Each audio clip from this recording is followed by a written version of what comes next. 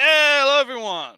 Welcome back again for another episode of Critical Critique. We are finishing up the fan service video from last week that almost put Ellie into a coma because because of how tired he was. I was very sleepy. Very sleepy boy. Shouldn't take us too long. We only had about 10 minutes left. We almost got there. Yeah, but we did a little. Oh, sorry, I'm still messing with the mic. That was too loud for you. Excuse me. No, I was. We did big debates. Big debates, yeah, we did. I will say that was a fun. I feel thinking back on it in hindsight, I probably could have done a better job explaining my position a bit more because I've been thinking about it, especially when I was doing the timestamps and I was listening to a little bit of it because I ended up kind of just repeating the same thing. Oh, that's internet debates. Don't worry. That's just how it is. That's just how it is. But yeah, hopefully we shouldn't have a 1 hour long debates on the existentialism of individuality versus, the free choice versus does free will exist? We're going answering the big questions on critical critique, But anyway, yeah, I guess we could just kind of jump right into it. Yeah, we'll do our anime stuff later. Yeah, we might do some. Yeah, we might do some anime talk. Might talk about some recent Twitter shenanigans that have been going on. We'll just kind of see how we get on. Yeah. NRETSREW, I know we promised. We said we'll continue from the last bit, the same exact time. But could we just do a 1 minute and not comment on it? Just we get back into it. Yeah, if what I could do is I could just pull back a little on the video. We'll make it like, I don't know. Yeah, we'll make it like, just to give us a refresher where we were. Yeah. There we go. That'll work. Yeah. We'll just kind of go from there. So anyway, I'll let you. You've transitioned us, I see. Yes. So I will. This is where I drew my flowers.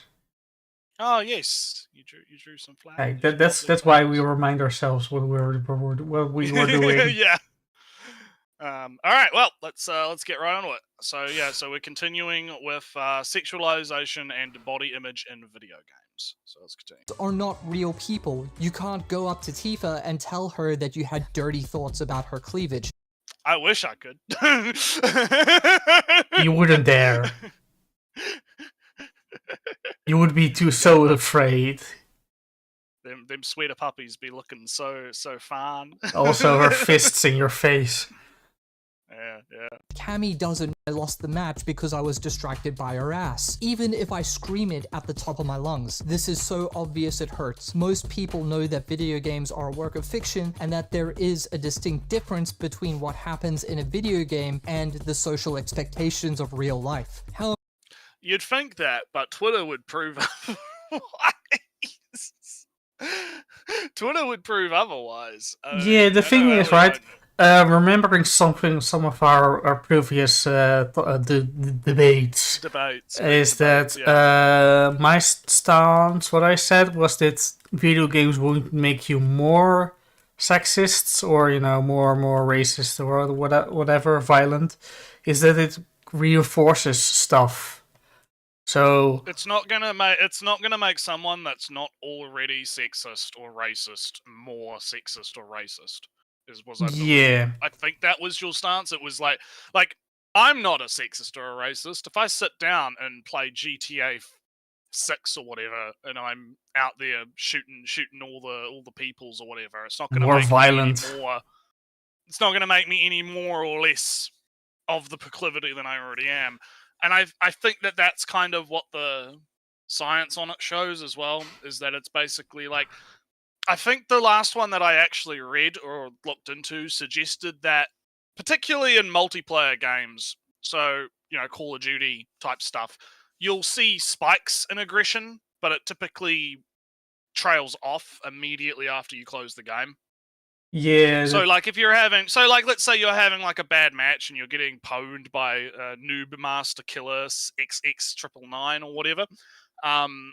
You're gonna maybe scream some expletives at the screen or whatever, and you're gonna be a bit aggressive and you're gonna be a bit angry. But then as soon as you put the controller down and you go about the rest of your day, you're gonna quickly kind of forget about that and not be angry, right? Oh, yeah. You're not gonna retain. You don't retain the aggression, is I believe what the study suggested.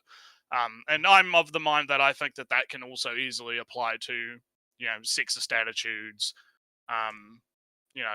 racist attitudes, whatever attitude you want to kind of also, just a point that I think is smart, because I haven't heard it somewhere else said, I just came up with myself, is that, well, not entirely by myself, that the appeal of video games is that they are fake.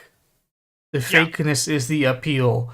So sometimes you hear people screaming about how good a shotgun is and how many the impact, the noise, the kickback, and the gore it makes in the enemies. How you can see somebody's heads blown off with and the individual pallets rendered and with trails of hot lead trails and whatnot. And then you bring them to a fire range and no guns are allowed. Yeah, it's not the same. Although you can have people that do know what they're talking about, play games and be like, oh, that's not realistic. I'd like it to be a little bit more realistic. Yeah, I do. So, I think I have something fun, or I have something to say when we reach the anime sections on that. yeah, we'll see how we go on that. But I'll cap off this little side tangent by kind of saying that I think that it kind of ties into the whole realism in video games argument, because I've always, it's a little bit off topic, but I've always been a proponent of a stylized game is timeless, a realistic game is like fucking milk, right? When you have a game that's, especially when we're talking about graphics, right? Like graphical fidelity and trying to push for more as I like to call it, realistic graphics. I find that a game that has a really good art style and is stylized tends to be a lot better. But anyway, let's continue. How many studies are there that prove that you can shoot everyone in the street in GTA and turn off your PC and walk an old lady across the road without having a single murderous thought? Does it not then stand to reason that you can sexually objectify a fictional character and then not project that fantasy into your day-to-day life? And doesn't it then click that you can objectify a character in a work of fiction without it turning to sexual arousal and then acting on it? This is where I slightly start disagreeing, nuance bring in, because nuance, bro. Nuance in that if video games contribute to the hardening of the stance, the reinforcement of your sexist ideas, that's not good, right? That's why you start to getting a little bit iffy on games should have anything and everything, and games have no effect on you. That's not what I really agree with. So I don't know, because I feel like it would depend on, because the thing is you can apply that to basically everything at that point. Like we're no longer talking about just video games. Sure, but I do limit myself to video games. We'd be talking about all media and talking about censoring all media under the idea that, oh, we don't want to reinforce these quote unquote harmful like we have to determine first what is a quote unquote harmful stereotype first, right? And who gets to decide what is and is not. Who is going to be the arbiter of the censorship, right? Is kind of where I start to have a problem with this, right? Like I get kind of what you're saying, right? But I guess I'm not 100% on the effect being so extreme, right? Like the reinforcement being so extreme that it necessitates action, I guess. Yeah, you know me, right? I'm more against his stance right now, saying that video games have zero effect at all times. Yeah, you're trying to be nuancy, but my counter would basically be that I think that like within your nuance, there's like 50 billion other nuances. Yeah, and I get what, like, to tie the criticism to the video itself, right? I feel like you could probably make the argument that he's being a bit too broad, right? In saying, oh, dismissive, I would then say in this case. Yeah, because I mean, there's arguments to be made. I'm always going to fall on the side of anti-censorship, but I think that you could probably have arguments about certain things. Games leaning on abstracts and simple shapes stick with you longer, doesn't it? Yeah, I feel like I read something about that once. I can't remember. So something about symbolism, and how symbolism affects things. But yeah, no. So I think you could argue he's being overly dismissive, but at the same time, I don't necessarily think he's wrong, right? Because I don't personally think that there is enough of a tangible effect. Even if there was a reinforcement effect, I don't think it's tangible enough to act on. So, but maybe that's just me. Let's continue. Are easy questions to answer, but I don't think anyone was truly listening, which I find pathetic. I think the great tragedy here isn't that males making video games are creating misogynists, but that there are a loud minority of people that don't understand how the average male even perceives sexuality, which is kind of funny because it's really simple, but they still manage to miss the part where we're generally not animals. Kind of Oh yeah, sexist this now that I part, think right? about It's Yeah, I remember. I was remembering too where you had a problem with because he was making the joke at the beginning of the section, almost, or like a few sections ago, where he was making the joke about how men have simple tastes and it's easy to market to men and whatnot. Which, on the one hand, I do believe is semi-true, right? I think that it's kind of a interesting dichotomy where it's both simple and complex at the same time, right? I don't think men don't appreciate context, right? And yeah. because it's like, oh yeah, you just see booba, right? If I'm scrolling on Twitter, right, and I see the anime booba that I'm retweeting and liking all the time because I retweet and like everything, right?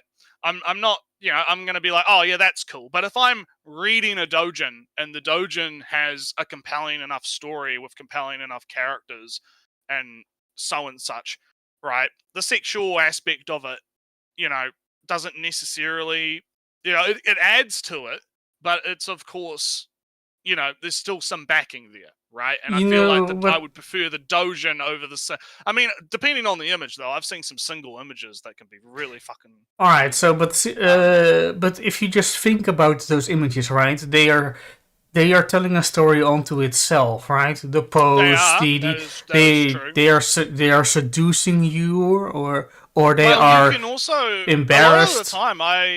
A lot of the time, especially since I'm more artistically minded now and I've learned a lot about drawing and whatnot, I actually tend to view them sometimes for the artistic merit of the work, right? Like, damn, that is an amazing show of anatomy, right? Ooh, that's some great perspective. The shading, look, they are the shading, the lighting, the coloring, the composition of the work, right? There's a lot of factors like most people are gonna not pick up on any of that, or well, I shouldn't say they're not picking up on it. It's kind of this thing where I swear I've mentioned this before at some time in the past, but I have this idea that a lot of the time people do pick up on these things, but they just don't have the words, the tool sets. They don't have. Yeah, that's right. They don't have the tool set to be able to articulate what they mean. And I have that too sometimes, right? I encounter that a lot too, where it's like I'm intuitively picking up on something, but I'm not able to properly articulate what that thing is, right? So I think that happens to a lot of people, right? Where and that gives the view, right? I'll let you sure. finish off, but I'm just finishing, right? That gives people the idea that male sexuality is simple because on the outside they just see man look at booba, man get hard, right? But I think that there is more to it that makes it better, right, for the male. But I think most men just don't have the tool set to be able to articulate that properly, right? So they end up just defaulting to booba make men hard. So anyway, I'll let you.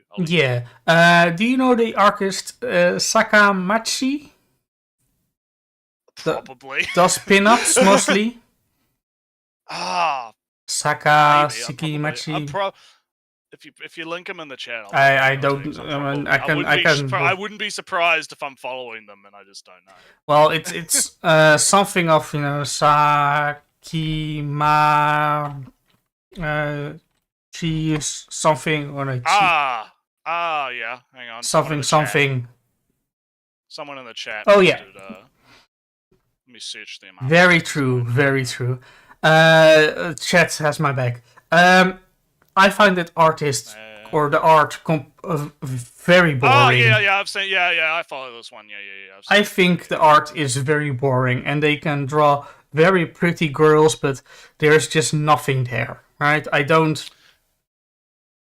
to me, I don't see So a story. I don't see. They are just standing there, and them being sexy does nothing for me because they're not telling me a story with it. so I can kind of get what you're saying, and I agree with Sankey Chan in particular. I know Sankey Chan gets a lot of shit from different sides of the internet that cause a lot of drama because they aged up a character, or they did whatever. But I think despite that, I agree that the style is very basic, right? It's very, or at least now to modern standards. It's interesting how their style has inspired a lot of other artists to try and imitate it. That's something that I've noticed. However, I would say that on a technical level, they are very, very good at portraying three dimensionality in their work, right? They're very good at doing the shading, very good at defining muscle mass, very good at the. There's some anatomy issues on some of the works that are a bit, if you know what to look for, you're going to see them, right? But I think on the whole, and I mean, there's some. I'm looking at the art station right now, and there's some of them here that have like a story. I'm looking at one from Stardew Valley right now with Abigail, and it's like, oh, there's a little bit of text, right? Now close your eyes while I change into something a little more comfortable, hee, right? So there's, it's not all pin up, no narrative stuff, even if it's a basic narrative. There's some stuff here that's a bit Yeah, let me okay. just. I'm just. Oh well, hang on. I'll link you the art station because the art station is all safe for work. There's no nudity, so I'll link. I'll just link a half image of a Google thing, right? This one. Oh yeah, that one. That one. That one's Fire Emblem. Yeah, I don't see a See, story. there is like I don't see there a is story some in this one. That's my problem.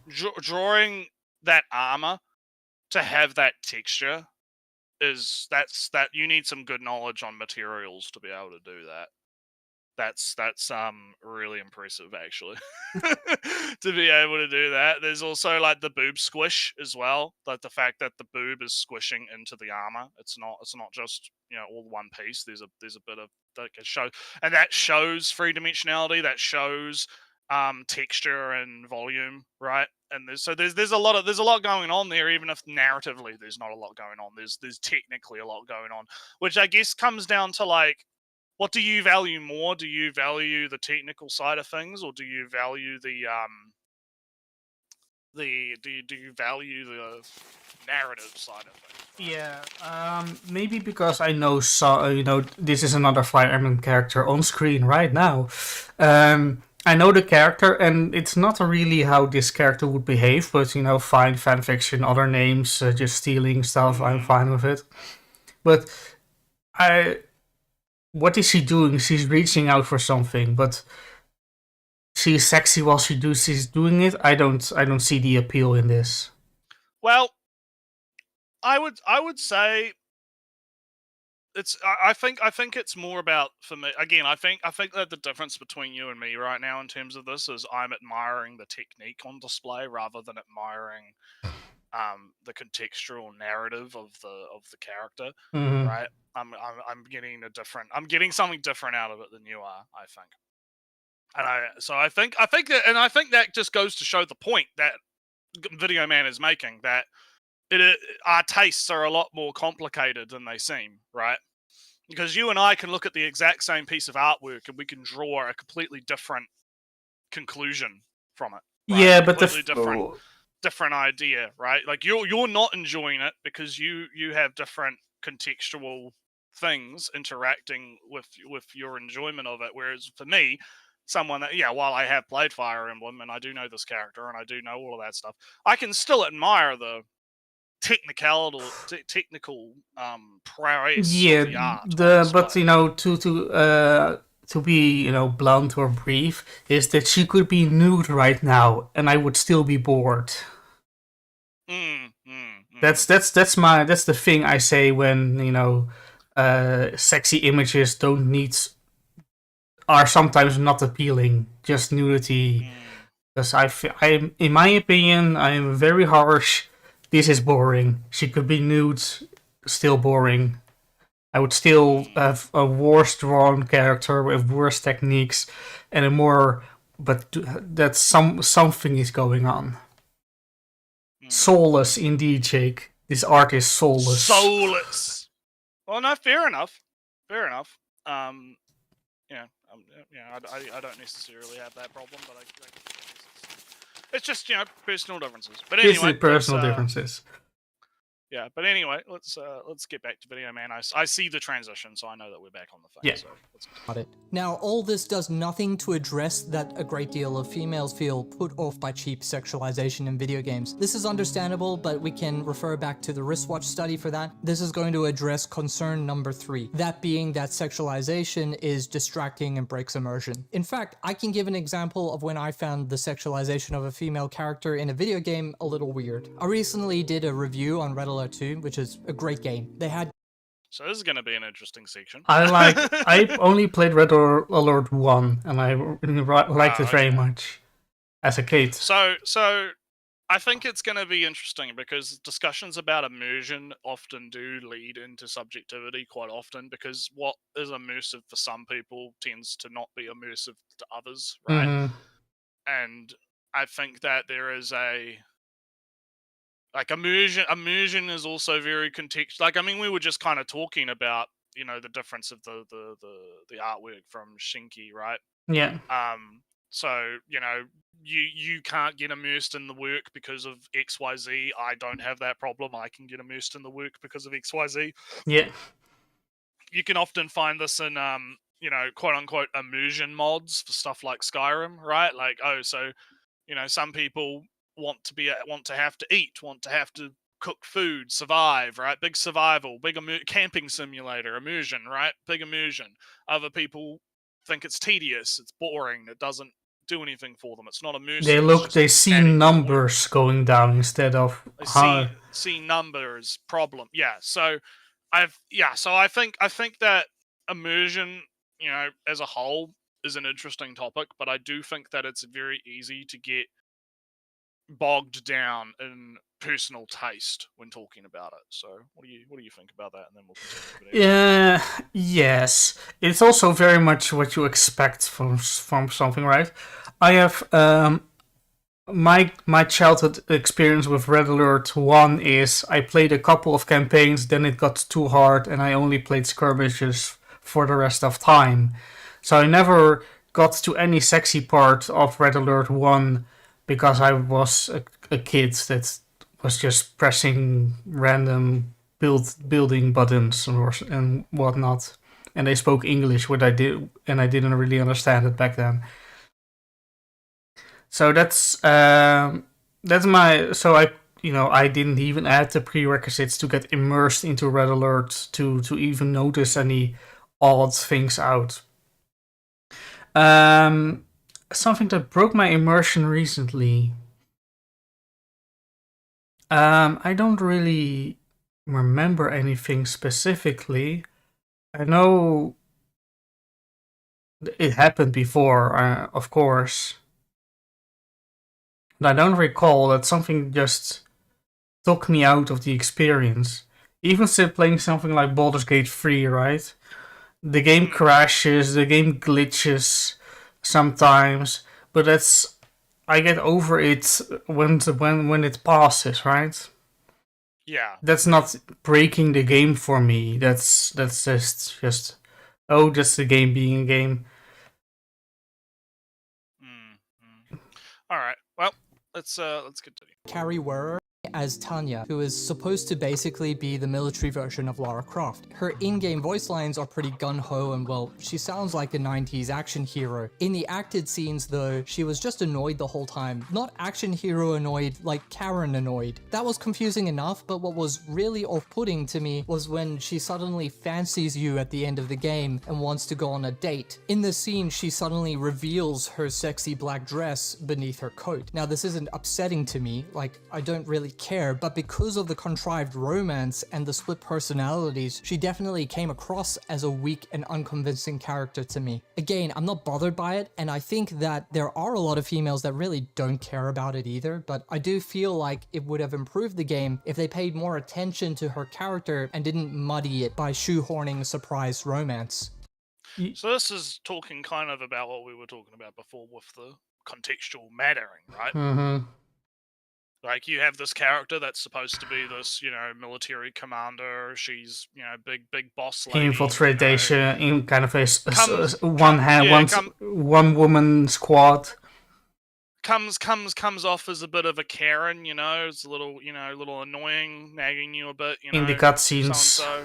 But then all of a sudden she's like, "Oh, look at my black dress. Let's go on a date," right? It's a bit out of nowhere, right? a little bit. Oh, she's suddenly like she's been a bit Cinderella the whole game, I remember Red Alert 4. No, not 4. That's terrible. That's the terrible one. Red Alert 3. I think it's Red Alert 3. Yeah. And those had sexy Soviet lady and Tanya, and the Japanese didn't have one. But well, Tanya was also in that tank top kind of dress, and the Russian lady had a super short mini skirt and was in full leather or shiny fake leather. I just ignored them. Right? Just ignore them. And just they were just white noise. Their outfits to me were white noise. Right. For my experience with Red Alert, because I never played 2. Yeah, I've not played the games either, but I'm talking in generalities about the example, right? I think the problem is there's a disconnect, right? There's a disconnect between the character and the way that if it was me, right, and I was rewriting this whole entire character plot line for this game that I've not played, right, I would have had it like, okay, so she's big, gruff military woman, big command energy, big, she's wearing the tank top and the military cargo pants and and she's fine with that. She doesn't have a problem showing skin. Right, she's like, because it's military, right? She's like, she's sexy in that way. But then perhaps you would have like a route where you romance her or whatever, and then at the end of the game, she's super embarrassed to be in the relatively mild dress, right? Because she's used to, military, big military. She's not used to glamoring herself up to go on a date, right? So to me, that would fit a lot better with the character, would be to have her, she's not embarrassed by showing skin, because she shows skin all the time in the tank top or whatever. Showering in a common shower. Yeah, but she is embarrassed by the change in the context and the change in this style isn't what she's used to, right? So Red Alert has a campaign, but it's a linear campaign. You set a series of missions. So there aren't any choices, and all these VMAs are pre-recorded, and so so the story is fixed, right? So I'm just proposing a hypothetical. Yeah, right? to tweak the story a little bit, she could be first, angry that newcomer commander doesn't know what he's doing, and then, no, you're actually kind of good. All right. Look at this noob, motherfucker. Noob, right? Doesn't even know how to hold a gun, right? And then she has 2 guns and can shoot any infantry real fast, so she's a very good unit. Anyway, alright, you're not too bad, and some, minor mishap. We have to do something, and then you save her life because she's imprisoned, a rescue mission in an RTS, not uncommon. And then she kind of likes you, and at the end, she can do something like, this dress is so stuffy, but I'll deal with it, come along with me, or whatever, right?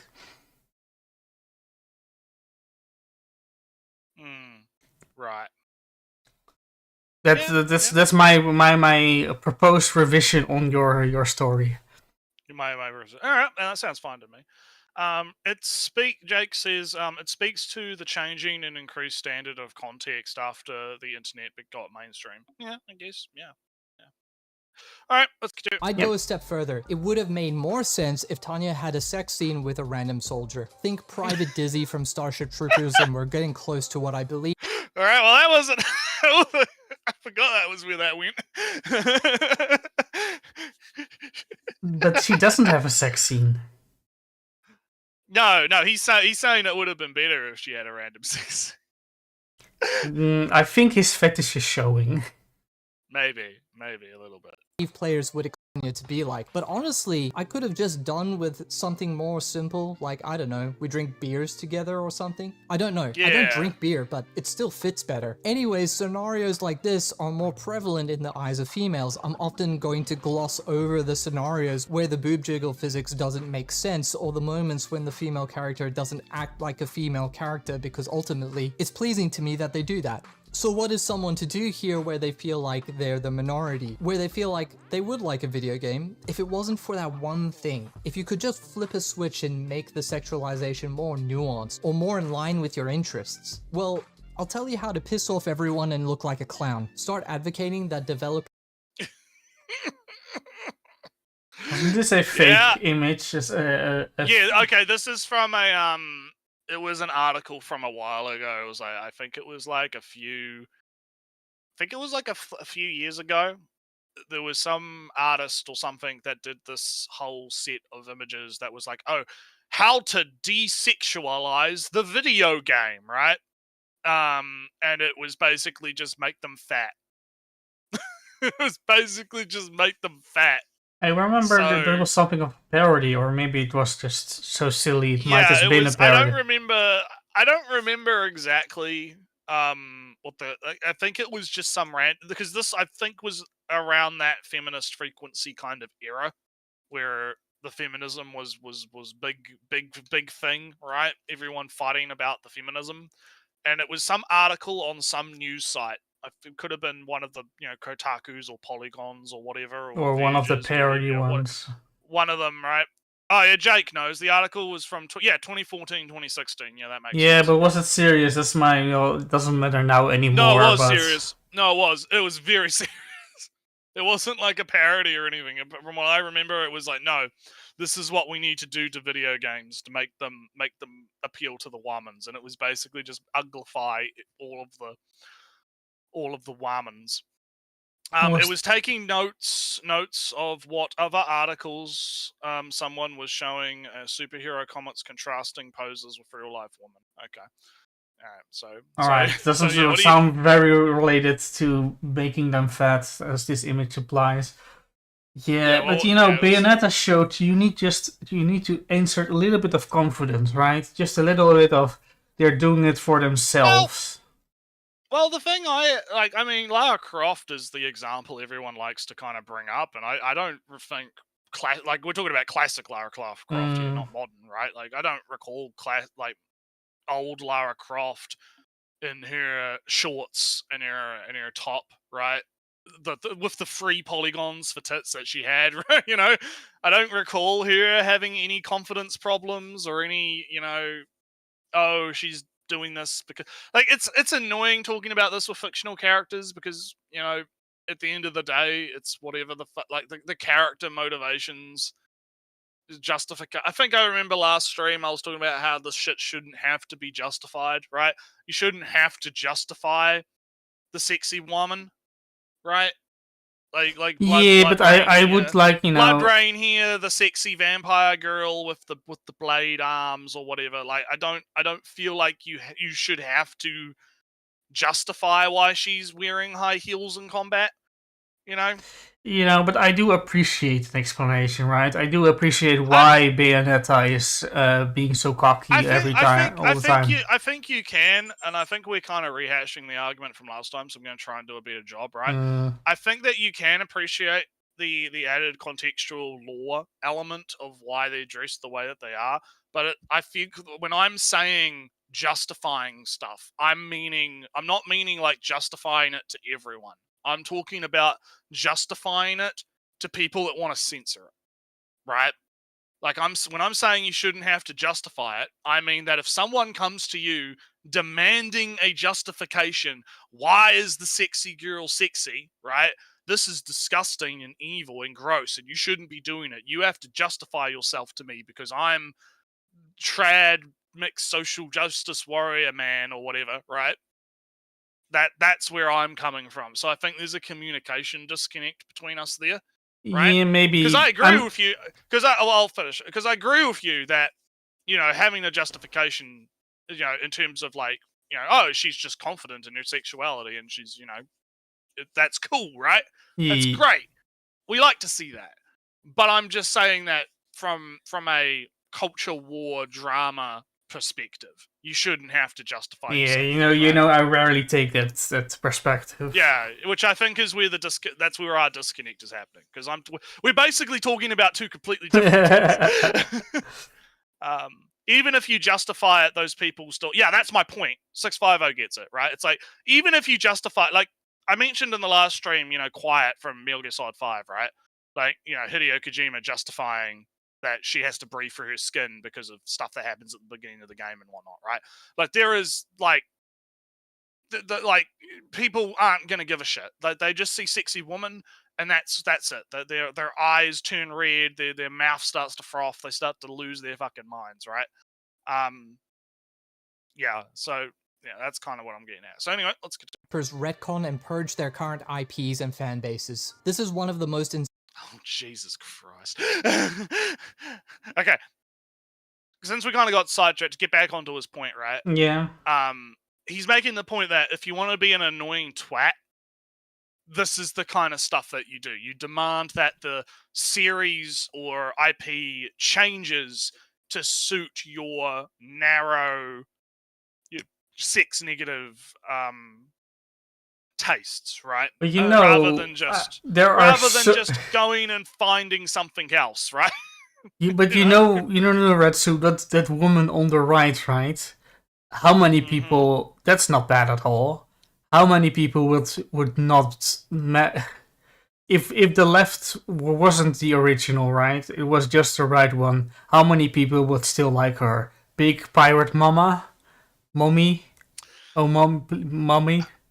I think the problem is like, it doesn't look appealing. Like, because I've seen fat characters that look appealing, right? I've seen you can do it. Like the whole meme about thick. There's that. What's that one manga? The one with the elf, cooking in dungeon or whatever. No, that's she can't keep a diet or something. So it's the one with the elf. Yeah, you know the one I'm talking about. Oh, you mean right? no? There is plus-sized elf. Jake says plus-sized elf. Maybe you have a dungeon Meshi, and that's when they cook a stuff bunch. Maybe I'm getting them all. I'm probably getting them all confused, because there's one with like an elf, and she's like, she eats like the French fries. Or yeah, whatever, she can't hold a diet, or at least that's the title I have. So, remember, like she's fat, but it's not like she's unappealing, right? Like, she's chubby, but she's not unappealing. I mean, you also have to factor in like the edit job is fucking not that great.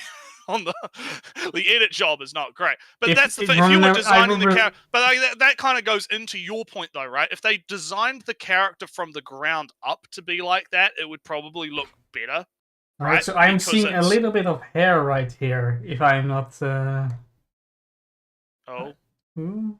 here. Oh boy. You don't say that she can't be appealing to a certain crowd of people. No, I'm not. No, it's not about. No, look, there's probably I'm messing with you. That do find. Listen. There's probably some people out there that do find the right appealing, right? I'm not. It wouldn't have been created otherwise, right? What I'm saying is that it doesn't look appealing to me, for starters, but that doesn't necessarily mean that you can't design fat or chubby or extra large characters that are not appealing, right? Like it is possible.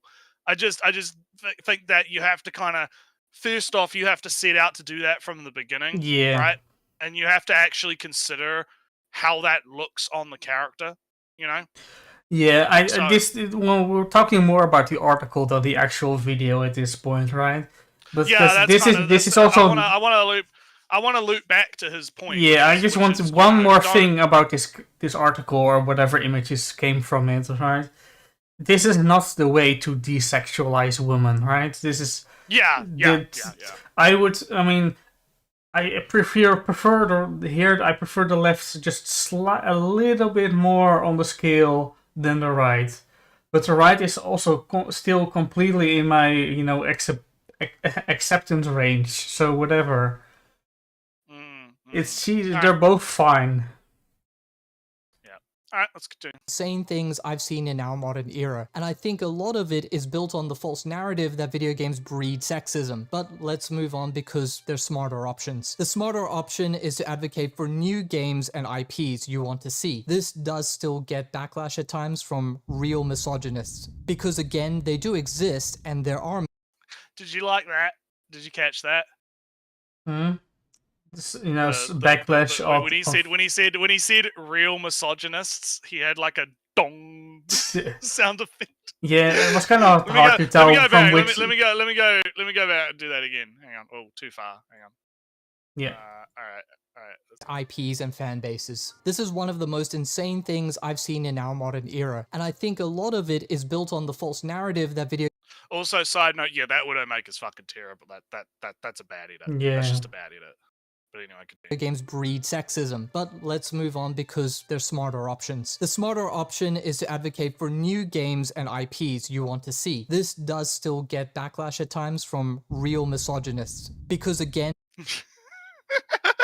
It's like you know, you watch like a trailer for like a Marvel movie or whatever, and they have like the impactful like dong, real misogynists. It makes me, I don't know, a little bit suspicious on why he added that sound right there. Is it to make light? I don't know. I feel like it's like probably just for look, good faith, right? I feel like it's just for dramatic effect. I didn't even notice it the first time I went through the video. I only noticed it just now because I was listening a bit more intently to what he was saying. So I was like, wait a minute, did he put a fucking bong sound effect in there? But anyway, to talk about his point though, to talk about the actual point, it's to add dramatic effect, right? So yeah, but to talk about the actual point, right? The idea of, I think, personally, the idea of, look, just make your own shit is valid, right? And I think people, like, I feel like the side of this, I don't know if he's about to talk about it, but the side of this that he's kind of glossing over is you get a lot of people that will counter that by saying stuff like, but making stuff is hard, Ellie. Making my own things is difficult. Yeah, that's why how do you know how many fan fictions there are of existing characters? Yeah, which is and it's like it is fucking hard. So that's why you shouldn't be trying to fucking subvert and co-op someone else's thing, right? To your own ends, right? Like that's kind of where I'm sitting from. Well, NRETSREW, you get kind of, it's getting a little bit into the weeds-y when if the characters belong to company and the company does, the desexualization or making them fat, then it's ultimately the decision of the company to do that. Well, yeah, obviously companies can do whatever they want because they're companies, right? But that doesn't mean that you don't get to criticize it, right? But there's a difference. But I'm talking about people making demands for there's a difference between criticizing something after the fact and demanding a change before the fact. Yeah, I'm just thinking of. I get what you're saying. I do get what you're saying though. I'm just thinking of Link, right? And he has been more of a fanboy. He's been more of a fanboy than ever before. They aren't dressing him in girls' clothing in Tears of the Kingdom, and you could in Breath of the Wild, but you can still put him in very dressy clothings with very revealing styles of well, dress. not skin showing dresses. I would say more Well, than revealing. I get, that's what I mean. That's what I mean. Yeah, very skin revealing clothing. So they you could rage from, oh, Nintendo, how dare they put a hero with strength of a Goron, and make him a sissy, whatnot. Yeah, there is a lot of fucking sissy porn out there for like. Yeah, that's because Nintendo made him more of a fanboy than ever before. Because in Ocarina of Time, he was a sturdy guy, young guy, but sturdy with muscles, and that's how he was portrayed. But you see, I don't have a problem if people want to turn Link into a femboy in their own works, right? If you want to make your BBC fucking Link femboy cuck porn, ex-Ganondorf, ex-Ganondorf or whatever, right? I'm not gonna sit here and be like, yeah, you can't do that. That's not, because that you're still creating. You're creating something, right? You're creating something on your own, right?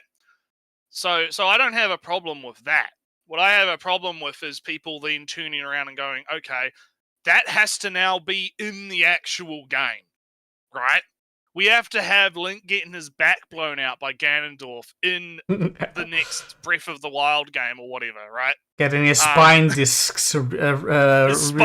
His spine gets reshaped by the giant Ganon dick or whatever, right? Like that's what I'm saying. That's why I think there's a difference, right? I think there's a difference between, if you're a fan and you want to make your own little fan fiction, headcanon, whatever, right? There's more power to you. You are exercising your right to create things, right? That's great. You should do that. However, I believe my problem and Video Man's problem, right, is that a lot of people are making these demands for these things, but they're not actually willing to put in the effort to create, right? They're not willing to actually, say, fuck it, I'm going to write my Link Ganondorf fan fiction or whatever, or I'm going to create my, my cuck porn or whatever, right? They're going to demand either other people do it for them, right? I mean, commissions are a different thing because money's involved, but you get what I'm saying, right? Like they're going to demand like Nintendo to recognize Link as a twink icon or whatever, right? Well, that's force them to add more twinkiness into the game specifically for them, right? Link do be looking breedable. My slight point is that Nintendo did make him far more feminine over the years. Yeah, but I don't think they did that in response. I don't necessarily think that it was a response to, like causation and all that, right? Like I don't think that the fact that Link has like a billion fucking ex-Ganondorf pictures on rule34.net or whatever had any bearing on Nintendo making the decision to add more revealing-ish clothing in the next game. If you get what I'm saying, right? Yeah. We'll cover Jake's post that he just made, and then we'll continue the video. There's also the demand on creating something that already exists, then to ask the company to develop a new IP. The familiarity is not just comfort to them, but they need to make it, more subjective. Yeah. All right, let's continue. I don't have much to add to that, so. They do exist, and there are misogynists that play video games. Now, while this is smarter, I don't think it quite works, and once again, I'm going to make an appeal to common sense here. If 46% of gamers are female in the US, and we can extrapolate that to the entire Western audience, and let's assume that they reach some sort of consensus on how they want games to change, then those games would already exist to fill the demand. This leads... Bad statistics, right? Well, he has a point though, doesn't he? Because what do you say? He's making a supply and demand argument. If there was if all 46% of those women, right, got together and were like, hey, this is what we want from our video game, right? As a collective. He's right in that there would be those video games existing. Well, NRETSREW, how much? Because that would create the market demand for that thing. People would, that 46% would be buying the thing that they want, right? NRETSREW, what is the market demand for loot boxes and battle passes? Quite high, apparently. No, it isn't. It is the whales that represented. That's not necessarily correct, because they wouldn't keep adding them in if people didn't buy them. And I don't think you can just say, oh, it's all whales. I think they target whales, definitely, right? I think whales are definitely something they have in mind, but I don't necessarily think that, like, if you look at the grand scheme of things, right? I think it depends on the context. You'd have to look at it on a game-by-game basis, right?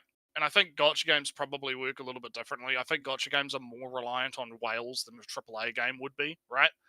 I have a sneaking suspicion that you have to define what a whale is. Well, NRETSREW, what I kind of mean by this, right? There's not. No, all right. There's not 50% of people who want loot boxes.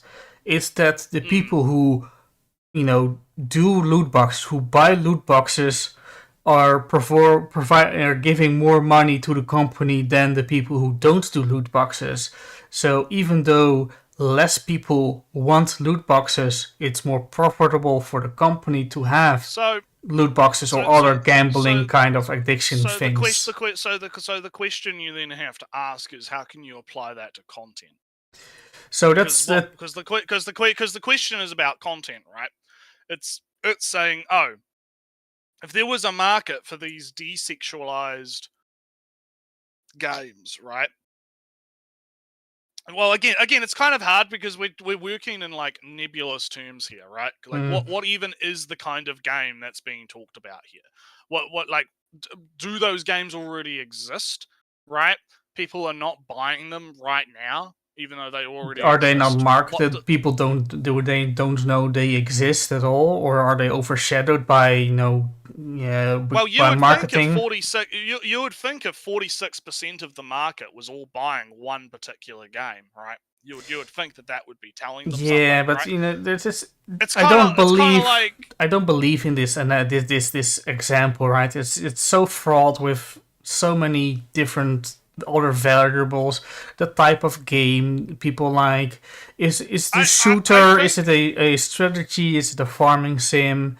I kind of agree, but I kind of would say that I don't think his overall point is wrong. I would say that in the end it's more wrong, because in the Venn diagram of people who like sexy women and fighting games are more of an overlap, right? So it's not like, even if the voting block of all those women of 49% of all gamers, the big woman voting block would say this is how we want female characters, they would still be likely a minority in fighting games and a majority in the farming sims and whatever other games.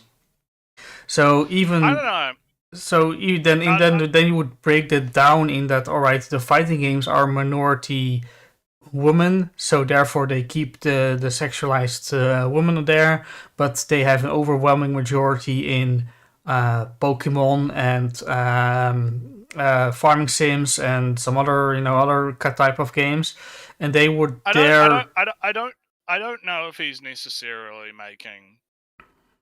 I don't think that's the point he's making, to be honest. I think the point that he's making is, look, if there was this mystical game that we haven't defined, right? This mystical desexualized game that existed that would cater to this supposed market of 46% of women, right?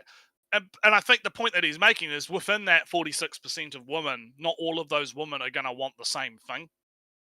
Right? That's what I'm saying. Well, I think that's what he's saying too.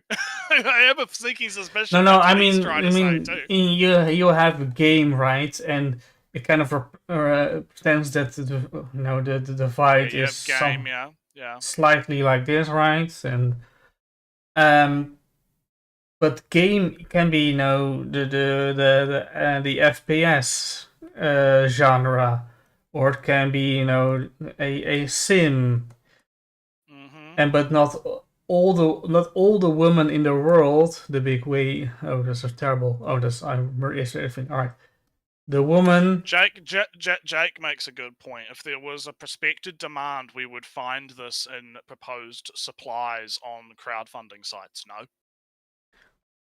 I would say that there is, in the sense of in the genres that those women already like, because not every woman not every woman actually likes the kind of games the majority of women like. So you're already we haven't. splitting. Well, hang on, because we haven't even defined what this mysterious game.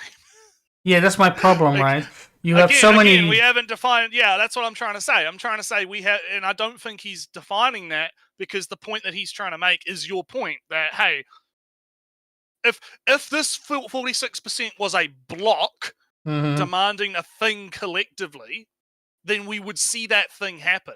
But clearly, because it's not a block, it's a individual, you know, subgroup that has different individual needs and wants, varying from person to person. But also in that block, they don't like all the same games. So even if there was game that would you know, fulfill every demand, it would still fail on because it's not a shooter, and or so whatever. Let's let him cook. Let's let him cook. I want to see what he says based on this. I might actually go back a little just so we can get the full point. So let's let him cook. And we can extrapolate that to the entire Western audience. And let's assume that they reach some sort of consensus on how they want games to change, then those games would already exist to fill the demand. This leads me to believe one of two things, and it's likely a mixture of them. The first is that only Omega level nerds even talk about these issues, and the broad population of gamers just consume games and don't care about the quality of the content or the future projection of the hobby. Alright. Don't know if I disagree with that, to be honest. I mean, we're pretty big nerds. We spent like, what, a collective 7 hours talking about this video. Right now. So, I mean, a collective 7 hours talking about this video. So, I mean, he's not wrong, is he? Like, I don't disagree that I think most people don't care or even give a shit. I think most people just, you know, I mean, you're completely fucking detached from Twitter. So you have no bloody idea what the fuck's going on half the time. So you'd probably be in that camp of people that don't really, like, you vicariously get, you know, you vicariously get it through me, right? So most of the time. So I think that he's not actually wrong here. I think that most people don't actually care. Yeah, but my problem with this is, right, you have the woman, and then you have the game. You have the big game, but only a percentage of women like game, and there are a bunch of different games that the woman likes. The model woman. Right. So the trad wife and the sundries. The model woman. So even if this block, the block, has a one idea how women are needs to be represented, they still are going to split up into different styles of games that they individually like.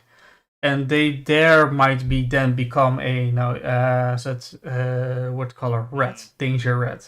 It's almost like you can't. It's almost like it's very difficult to try to speak for an entire fucking demographic.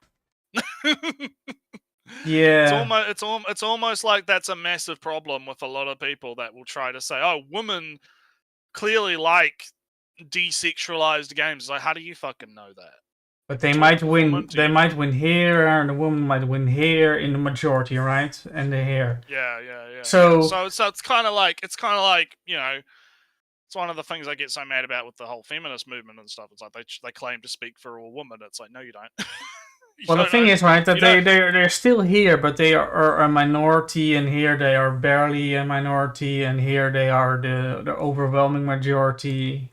This is red, this is so, and here they are like this, right? So there, it's getting complicated because you're dividing statistics on, you know, percentiles on into different populations, and then say even, and then you propose that the women are all in agreement, and then they are bringing their super agreements into different games, and they are voting with their wallets to games, but here those votes are lost because it's a big shooter. Here the vote there the vote was barely lost in shooters, and here it's barely won. So Samu's coming in and saying, yeah, but Ali, even if they don't like the type of game, wouldn't we hear at least something like, I wish X game would take cues from Y, or something like that? That happens all the time at every game in every genre and on every subject, right? Yeah, but yeah, to kind of get off this tangent a little bit, because I want to see what his second point is. He's kind of, yeah, I think that a majority of people don't care, which is a shame, because I wish more people would care, because if more people did care, we could probably put an end to a lot of this fucking bullshit. If I may have the last word maybe on this, is that I don't think this point is actually effective at all, because it gets so complicated so quickly. Because even if in this example all women agree, they would still be very, you know, fall into different games, into different genres, into different types of subgenres. You wouldn't still wouldn't get the you know, the representation of they want equally proportional to, you know, to all women. Just as much that the proportionality of all gamers want games to be good, but games aren't good proportionally to the amount of people who would say they want big games to be good. Right. It gets complicated, and that's why I don't think this point is effective. Alright, well, what's the second point? There is no consensus, and there aren't enough female gamers that care enough about it to want the change. This is the simple explanation. The second is that maybe there aren't as many female gamers as we think there are playing games as a hobby. Think about this. You can make money by playing video games, or at least there's a chance to make money by playing video games by streaming over on sites like Twitch. Ooh, I remember this. Oh yeah, this is my favorite part. Yeah, I remember this too. This is great. Oh, we're probably gonna have a debate about this. This is gonna be fun. Oh no. And it ties into Twitter drama. Oh no. We can do Twitter drama right now. Yeah, we can do Twitter drama right now. We'll do it later. Well, let's just see. It might come up. So let's just... Good job, you work, but the pay is good, or it enables you to live a lifestyle you enjoy. So then is it not possible that there are a percentage of both males and females that earn a living playing video games online, but are not interested in the landscape of gaming at all? I want to make a key note there. He said man and woman, right? Because that's very important. He's not just saying, oh, the women are playing the video games on the internet, even though they don't actually give a shit about it. No, he's not making the sexism, right? Okay, let's just wanted to point that out because I noticed it. And so far, I don't necessarily think he's wrong. I think there's definitely a percentage, right?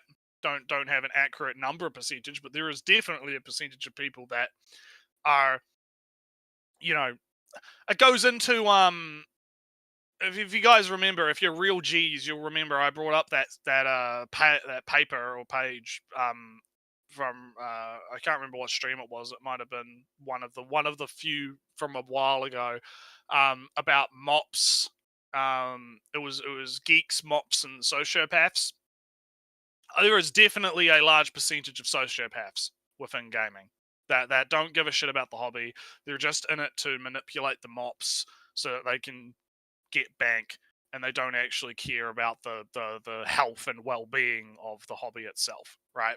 So I don't think he's necessarily wrong right now, but let's see what he has to add to it. In fact, maybe they never want things to change because their popularity is tied to a specific game. Now, out of males and females, and considering what we've just learned about the tastes of males, which sex do you think is more likely to be able to leverage playing video games as a business without caring that much about video games? For a case study, let's consider Amaranth, who is the top female streamer on Twitch. Now, to be fair, she doesn't usually play video games, but she did play quite a bit of Diablo 4 while the game was relevant. However, we can surmise that Amaranth doesn't really love video games, and she has gone on record stating that her true passion is animal rescue. Here's her words in an interview in 2021. To quote, "My passion at the end of the day is animals, and I want to do an animal rescue using my platforms, but right now we're just saving money, milking it while it's good." End quote. Now there's another layer to So NRETSREW, I have one counterexample. what's your one counterexample? DSP. Well, like I said, he's not saying this is exclusively to females, okay? He just points only females out. Well, yes, because that's the most extreme group. Because the point that he's making is that females have a better power to leverage, which they do. Like, look at the screen right fucking now. You gonna tell me that Amaranth doesn't have, like, do you think that it would be the same if big muscle man with the giant, like, we'll get The Rock out on here to play some Diablo, right? Well, there is a guy. I remember a guy that massive, with his massive steroid pics. Right? There are a couple of guys whose appeal is that they're streaming, you know, at least top half naked, and have muscles. That's part of their appeal. Well, I mean, the women are doing that too now. That's the Twitter drama. The women are doing that too, and Twitch just made it so that they can do that. So, you know, like, fucking. But there's some. I don't like this part because it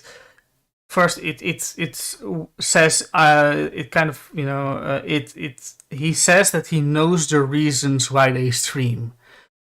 Well, we know the reason why they're streaming. Well, Amaranth says Amaranth.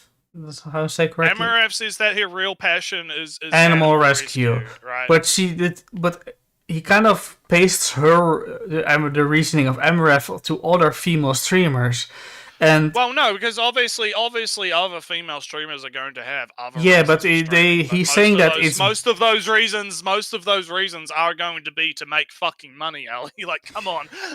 He says it's a bad thing, and I don't know really why. I don't think he's made a value judgment yet, has he? He's more just stating this is what's happening. They say they don't care about the games. Yeah, which they don't. Yeah, but this is about video games. I'm going to be controversial, I guess, and say that I don't think that the chick on Twitch, bare-breasted full frontal with the camera just high enough so it doesn't show the nips, who's playing Diablo, actually really gives a shit about Diablo. I'm going to be real. I mean, maybe they do, right? But I think that they're doing what they're doing for a completely different reason, right? And I think he's gonna get into that a little bit, right?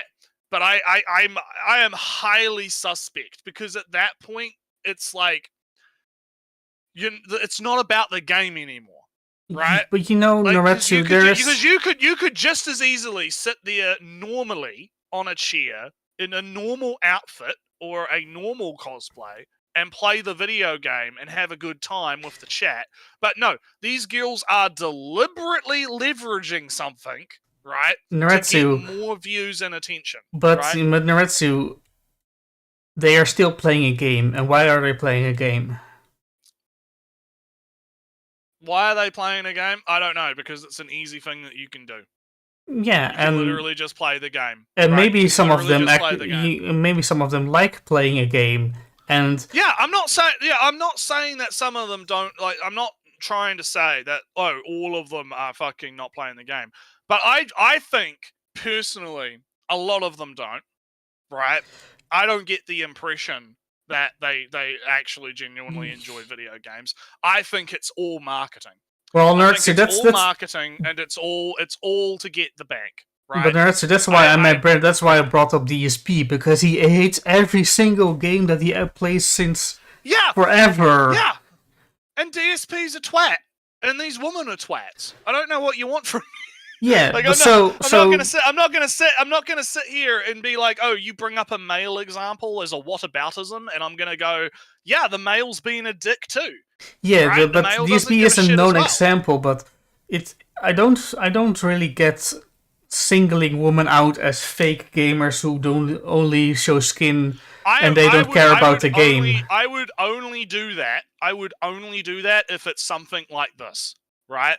Like, I am sorry, she is deliberately putting herself up there on Twitch. On Twitch, right? That's another key thing. On the quote-unquote safe for work, you can't stream anime games platform of Twitch, right? She is deliberately putting herself up here on Twitch in this manner, deliberately, right? This is all deliberate. She's not just, this is just how I naturally sit when I play video games in my, lingerie, right? It's like, no.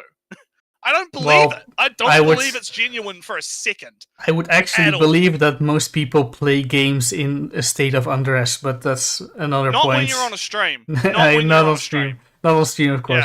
Yeah, I don't think this is genuine at all. There are a couple of things, right? First off, is that playing a game all sexy like doesn't mean they don't care about the game.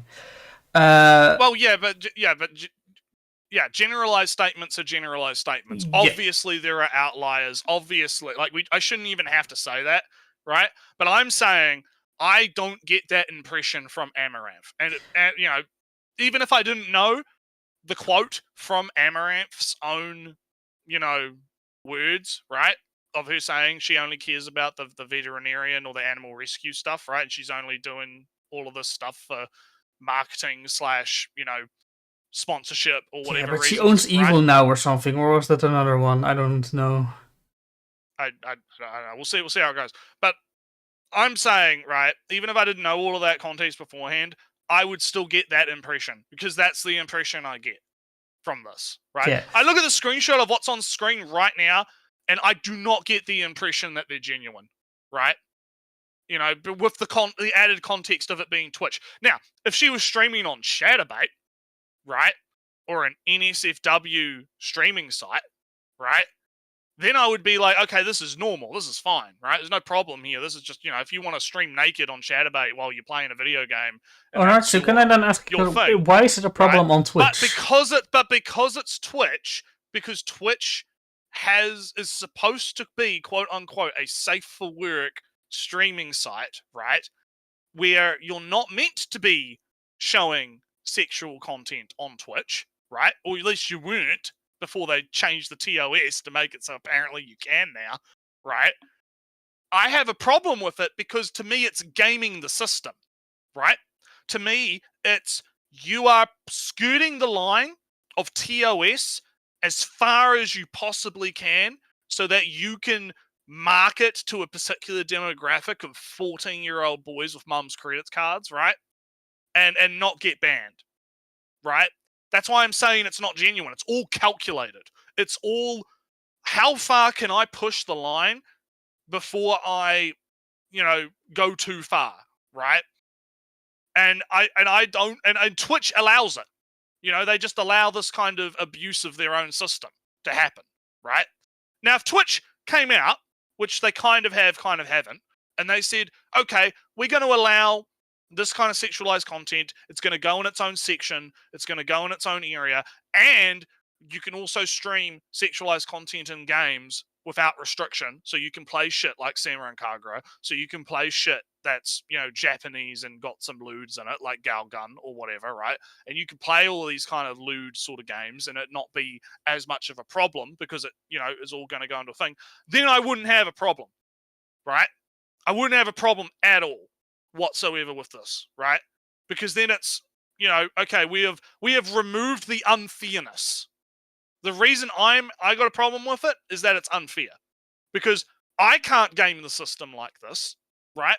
I can't go on Twitch and play fucking lewd Skyrim mods, right? We're no, for real. Like, I can't go on Twitch and I can't play lewd Skyrim mods where I can make the girl be naked and have the big titties or whatever, or maybe I have like a defeat mod that has like, after defeat, snoo in it, right? Let me finish my rant. I'm about to finish, right? And then I'll let you counter, right? I can't do that. I'm not allowed to do that on Twitch. But these girls can get on Twitch half naked, right? They're allowed to get on Twitch half naked and advertise their fucking OnlyFans to minors, but I'm not allowed to play modded Skyrim. And I think that's unfair, and I think that's bullshit, right? Because the rules should apply to everyone, right? So there you go. There's my rant. I've had my rant about the Twitch. All right. So I am not going to ban women from being sexy on stream because I can't. I'm not either. I'm not because I can't I can't play loot games. It's always we mentioned this. We talked about it a little bit. We were talking about this a little bit before the stream, and so I guess we'll talk about it now, right? I'm not. My solution to the problem is not that these girls should be stopped from doing this, right? I don't think that they should be stopped from doing this. I just think the playing field should be evened, right? I think that men should be allowed to do the same thing. I think that people should be able to play. Fuck it. Let them play porn games on Twitch. Let people play literal porn games on Twitch. Give it its own section. Give it its own tag. You can't access the tag unless you're verified 18 plus or whatever, or you've got an account that has 18 plus or whatever, right? Like, actually have it be legit, right? But just even the playing field. That's what I want. I want the playing field to be evened. Right? I don't want them banned. I don't want them banned, right? I just want. Well, the thing is like it's one way. It's one way or the other, right? It's either you even the playing field and you let everyone be able to do the same thing, right? In whatever way they want. You allow the lewd content entirely, or then you have to crack down on this stuff, and you have to leave the playing field the other way. And I know that you don't agree with cracking down the other way, right? And I don't agree with it either. I think that we should move in a direction that's, more sexualized, right? We should allow this to kind of, more sexual content, right? As long as it is correctly categorized and correctly, limited so that it's, all on the up and up, right?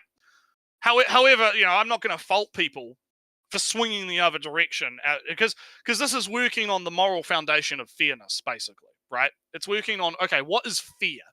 And I don't think so in the I'm not going to say and I don't want to agree, you shouldn't say, oh, they can they can and I can't, so they can't either. It really should be then I want it too.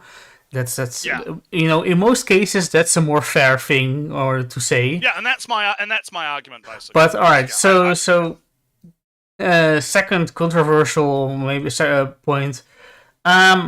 I don't actually really care about the. I don't think there's some unfair advantage of them being sexy.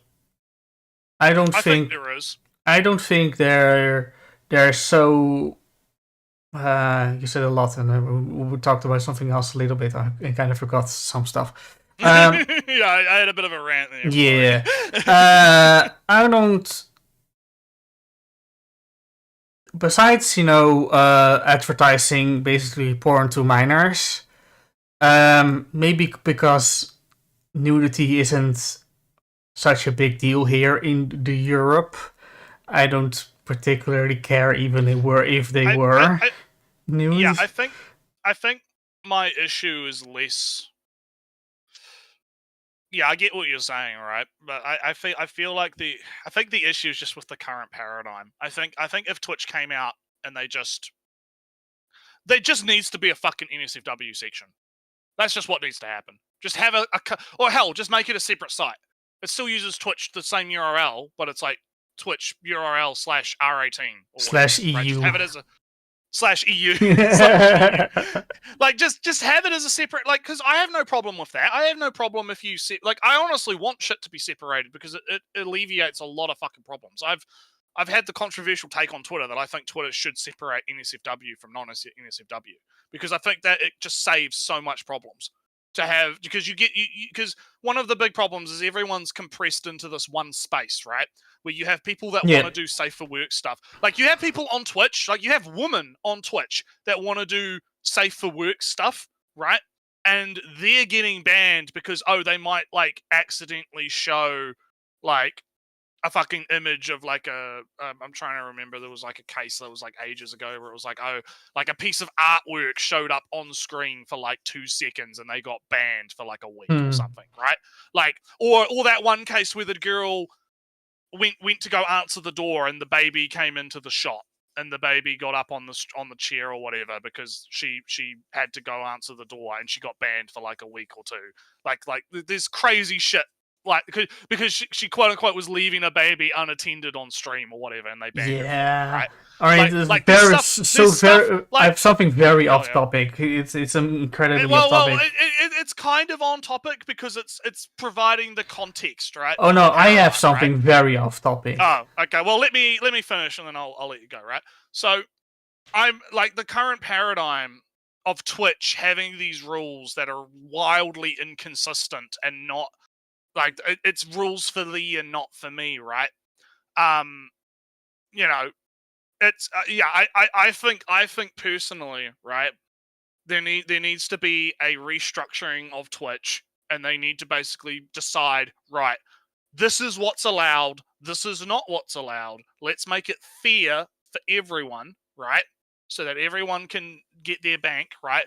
The titty streamers can get their bank. The people that want to stream hentai games can get their bank, right? And let's make a platform that's actually open to all these kinds of things. And if you don't want to see that kind of stuff, then you can just, ban the tags or whatever. And then if you, stream without the tag and you have NSFW, then you get the slap, right? That, like, I don't have a problem with that kind of thing. I think the issue with Twitch is specifically Twitch, right? And then looping it back into the video with this is, you have this situation where there's a clear unfairness going on, and I think people are picking up on that unfairness and reacting to that. And there are definitely people that want to just ban all the sex, right? No doubt about it. And I don't agree with those people. That's not me. I want more. But yeah. I'll let you do your off-topic thing, and then we're going to get back to the video. My very off-topic thing is that I've heard the horror stories from the America, where parents get arrested for having their kids walk to school alone, having them on the subway alone, Child Protective Services. A child is alone in a sea of people. That's where they're most at risk. When they're surrounded by 1,000 people, that's the most risky thing you can have to a child. Not that they're alone in a shady, with a semi-distant uncle. No, it's the random people on the streets that's the danger. Guess most child abductions are their family. Weird American things. Otherwise, I remember one of the things you ranted about, and I disagree with.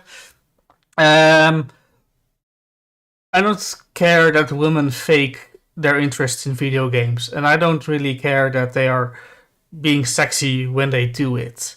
That's life, I guess. If they see an advantage, if them being sexy is an advantage they can use, then they are allowed, I guess, to use it. Well, I mean, I can't criticize them for seeing the market and taking advantage. I mean, I can, right? But at the same time, I get what you're saying. I get what you're saying, right? It's like, at the end of the day, they are just taking advantage of the loophole, right? But I don't really see it even as a loophole. That's the kind of no, I do. I think it's a loophole because, again, I don't think it's fair. right now, at least how it is right now. Yeah, I don't. I've less of a sense of indignation because I don't see it as a loophole, as a thing that is being circumvented and abused. I think it is. I think it is just because of how harsh Twitch tends to be the other way around. Yeah. So maybe if I summarize my stance on the rant from what I remember, because it was kind of long, Yeah. NRETSREW. Yeah. NRETSREW. You are not able to know how interested a streamer is, male or female, in the game that they are playing. Somebody like DSP is very clear he doesn't care about the game. He's playing Baldur's Gate at the moment. It's fun to see how he pretends, how much he wants to play the game, even though he very much dislikes it. It's fun to watch in that way. It might be even fun to watch a female streamer being all sexy like, pretending to care about the game and kind of marveling at the failed interest that they feign. That's not something I want to regulate. That's something that rules are being broken in that way, because maybe even though they look bored as fuck, they actually are the master, the lore master. They are the owner of the wiki. You don't know. You can never know how interested somebody is in the game, even if they looked super bored when playing it, maybe because they already know everything. So, yes, I don't necessarily. I think the thing is we're both pretty much on the level. I just think that I'm more open to leveling the playing field. And I see. I'm looking, and you don't even think the playing field needs to be leveled, but I do. So it's kind of like, you know. But Samu is like, yeah, NRETSREW was cooking until he said let hentai games fly. No, let hentai games fly, man. I think why not? because there is literally no streaming service that is good that lets you play hentai games. There's like a few NSFW focused streaming sites that will let you do it, but it's like most of them also have like, oh, you can't play a game that has, you know, rape in it or whatever, right? Or you can't play a game that has certain kinds of content in it that would probably exclude like 90% of Japanese games, right? Or modded Skyrim playthroughs with defeat mods and whatnot, right? So I'm kind of like, you know, no, I think I would really like Twitch to be like, nah, we'll let you stream hentai games in its own little tucked away corner of the site or whatever, and you can have fun. Right, I'm down with that. 650 says, let's be honest, Twitch would still ban the Japanese games while big titty streamers can get away with it. Yeah. I mean, that's what's happening right now, basically. So, no, you know, you just let. I'm on that libertarian streak. Yeah. Now, what I would say, this is the tactic, NRETSREW, the secret agenda. You just push for even more female nudity, more and more until. Okay, so here's the other debate. What's on screen right now doesn't do anything for me. No. I don't find Amarath attractive. I'm sorry. I mean, she's attractive though, but this is not something the Freerin cosplay in the Lewd Gamer 3D chat is a lot sexier than whatever the fuck is happening on stream. Like, she's got her legs in like the M pose or whatever, and she's like in this red lingerie. Yeah, nah. This ain't doing it. Yeah, but the tactic is just push for even more nudity on Twitch. Just push for more and more and more until they have that not safe for work section. And then okay, NRETSREW, you do have to get a hentai game having grape or minors as a big cultural zeitgeist and just a censorship to some.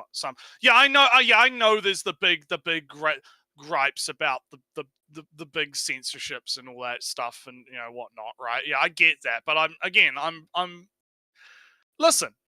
I can't play modded Skyrim right now. I can't show you guys how to mod Skyrim right now because I have mods that are, you know, defeat mods where it's like, oh, you get defeated by the enemy, snoo happens. That's bad. That would be the thing that gets banned under TOS because it's non-consensual or whatever, regardless of the context of what's happening. That's what I'm talking about, Sam. Right? That's when I'm saying, oh, these streaming services, because their TOSs are vague in the sense that they're like, okay, well, I mean, that might be okay, but then it's like, okay, well, when are you going to drop the hammer down, and when is it decided that that's not okay, right? Like, is it okay in modded Skyrim? Is it okay to play like a virtual novel that has like, you know, a scene like that in it, where the grape happens, as you would put it, right? And it's part of the story contextually, right? Like, again, that's what I'm saying, right? It's got nothing to do with, you know, the bigger cultural zeitgeist, you know, stuff. It's like, yeah, I understand that, and that's why those rules are in place. And I'm saying that they're bullshit, you know. Yeah, Cyberpunk, The Witcher. Yeah, all of these have nudity and sex in them, and they're fine. But you can't do other stuff because, you know, Puritanism, basically. But yeah, to kind of cap this section off, it's like I am of the mind that I would want things to be more free. I think things should be more open and more free, and there should be places where you're able to engage with these kind of things without nonsense happening, right? You know. Right. Yeah, let's continue. This, you know it, I know it, everyone knows it. Amaranth's main business, or a large source of her business, comes from selling her porn content online in the form of OnlyFans. It's against terms of service to have adult content linked on Twitch, but it's common practice for streamers like Amaranth to link to a site that contains links that go directly to their adult content. And so this is the kind of stuff I was talking about with circumventing the rules, right?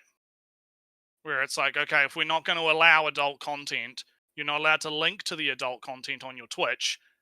But now all of a sudden, but if you link to, you know, it's kind of like the DL site method for getting around PayPal by being like, oh well, if you buy, you can use PayPal to buy the points on the separate site that sends you a gift card or whatever, right? Like, as much, yeah, I wish that didn't have to be the case, but that is the case, right? So this is kind of what I'm talking about a little bit when I'm talking about that they are blatantly pushing the terms of service to the absolute breaking point to get away with some of this shit. You know?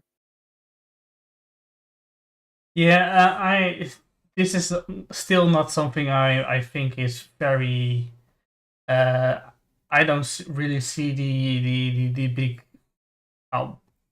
unlevel playing field in this. It's not something that I. Well, again, it is circumventing the rules deliberately. They're trying to sell the porn, and they can't link directly to the porn, so they're going to link to somewhere else where you can get the porn, right? And it means that what are they actually selling, right? They're not selling the video game, and they're not selling the stream. You know, they're selling the you know, the extra spicy content, right? Yeah, that's not something that I. People sell stuff on stream, and that's not always the. I just don't think it's fair. That's where I'm at. I don't see the unfairness in the. It's unfair because you can't, because it's bending the rules. You're bending the rules so that you can get away with breaking the rule, right?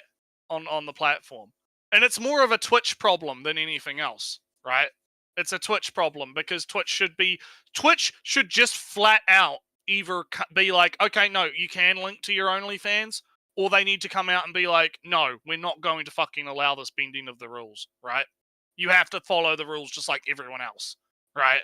You can't do this, you know, swervy nonsense. Also, right? For chat, from which anime is this? Which anime is what? Oh, you need to look at the screen. Yeah, I see you're doing your little artistic. Well, this is straight up tracing. Don't worry.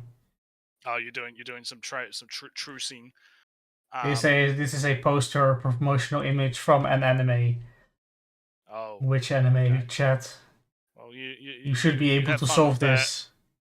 You have fun with that while we listen to more stuff that's probably going to trigger you.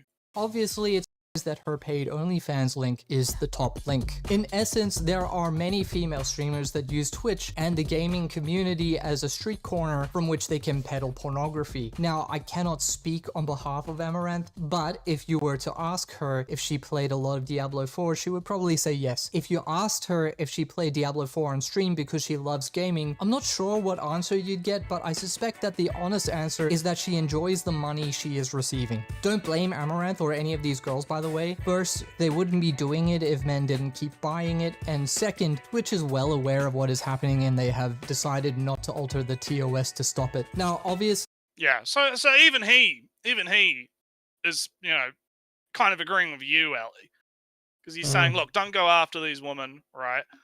There's no, you know, they're just tapping into the market, right? And at the end of the day, Twitch doesn't want to do anything to quash the unfairness, right? So, you know, they're passively allowing it, right? I guess.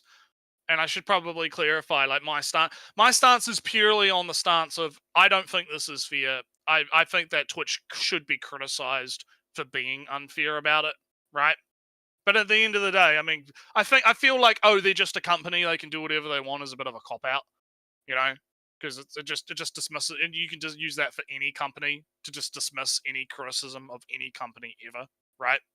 So that's that's kind of where I'm at. What do you think, Ellie? Have you got anything else to add other than you don't? Yeah, well, it would be just repeating what I just said earlier, right? I don't think there's a significant. I don't really think it's a unfair, an uneven playing field, an unfair advantage, or whatnot. Also, 50, I don't know if you typed it later, too late, but I literally wrote it was the up title. On the screen. They might be a little delayed because of how you. I wrote the title, so yeah, because it was so also anyway, an image I was tracing.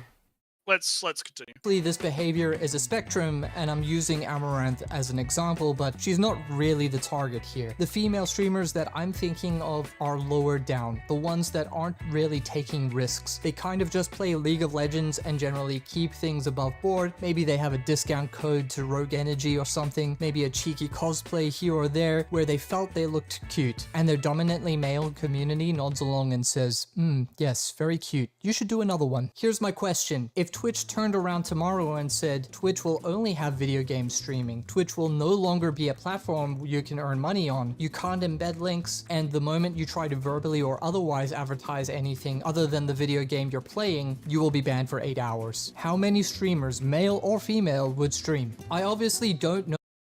So what do you think of that question? Because well, I know I remember what he's saying afterwards, and I don't agree with that.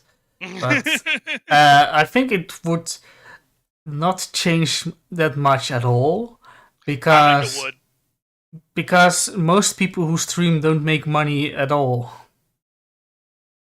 No, I think a lot of people would. I think you would see a big drop off. Well, I guess you're right in the sense that a lot of big streamers who get no, because Ellie, I don't think that you can claim that there, because he's talking about on the lower end, right?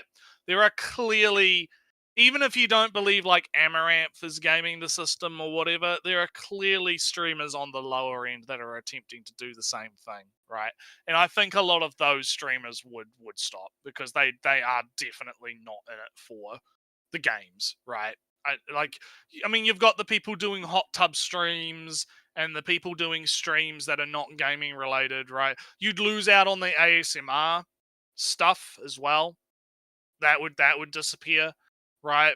There's a whole host of different genres and stuff that are on Twitch right now that are not video game related. That I guess both sexy and non-sexy, right? I mean, you have a whole genre of live streaming just with your phone and breaking into people's homes. I guess that would disappear. That would stop.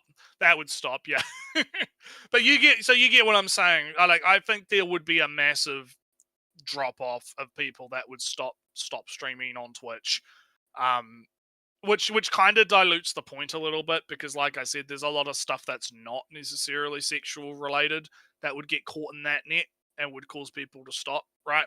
So it's a bit less cut and dry in that regard. But I think, but let's like change the hypothetical and let's say it was specifically a crackdown on the sexualized content, I think even then you would see a massive drop off. I think you would see a lot of these, titty streamers, quote unquote, right?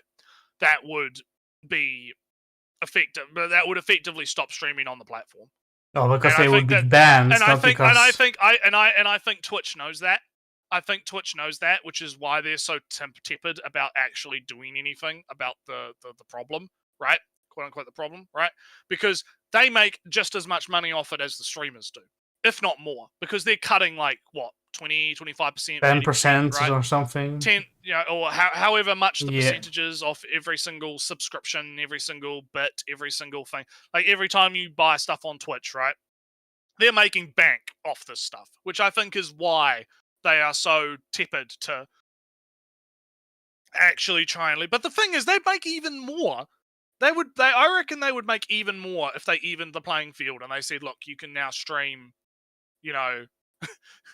God, I'm remembering like Demolition D way back when was on like one of his mates' Twitch streams and he streamed fucking 3D custom made on fucking Twitch. This was back in the. This was like early Twitch. This was a good time. Like he managed to stream it for like I think it was like 2 hours or so, and most of that was in the character creator. But he managed to stream it for quite a while, and then they got to the fucking, and they managed to get some fucking for a little bit before the stream got banned. Was that in 2012? I can't remember when that was. It was a long time ago, but I remember vividly because I was there for it live. I got to watch that live because he just tweeted out like a Twitch link and like he didn't explain what it was.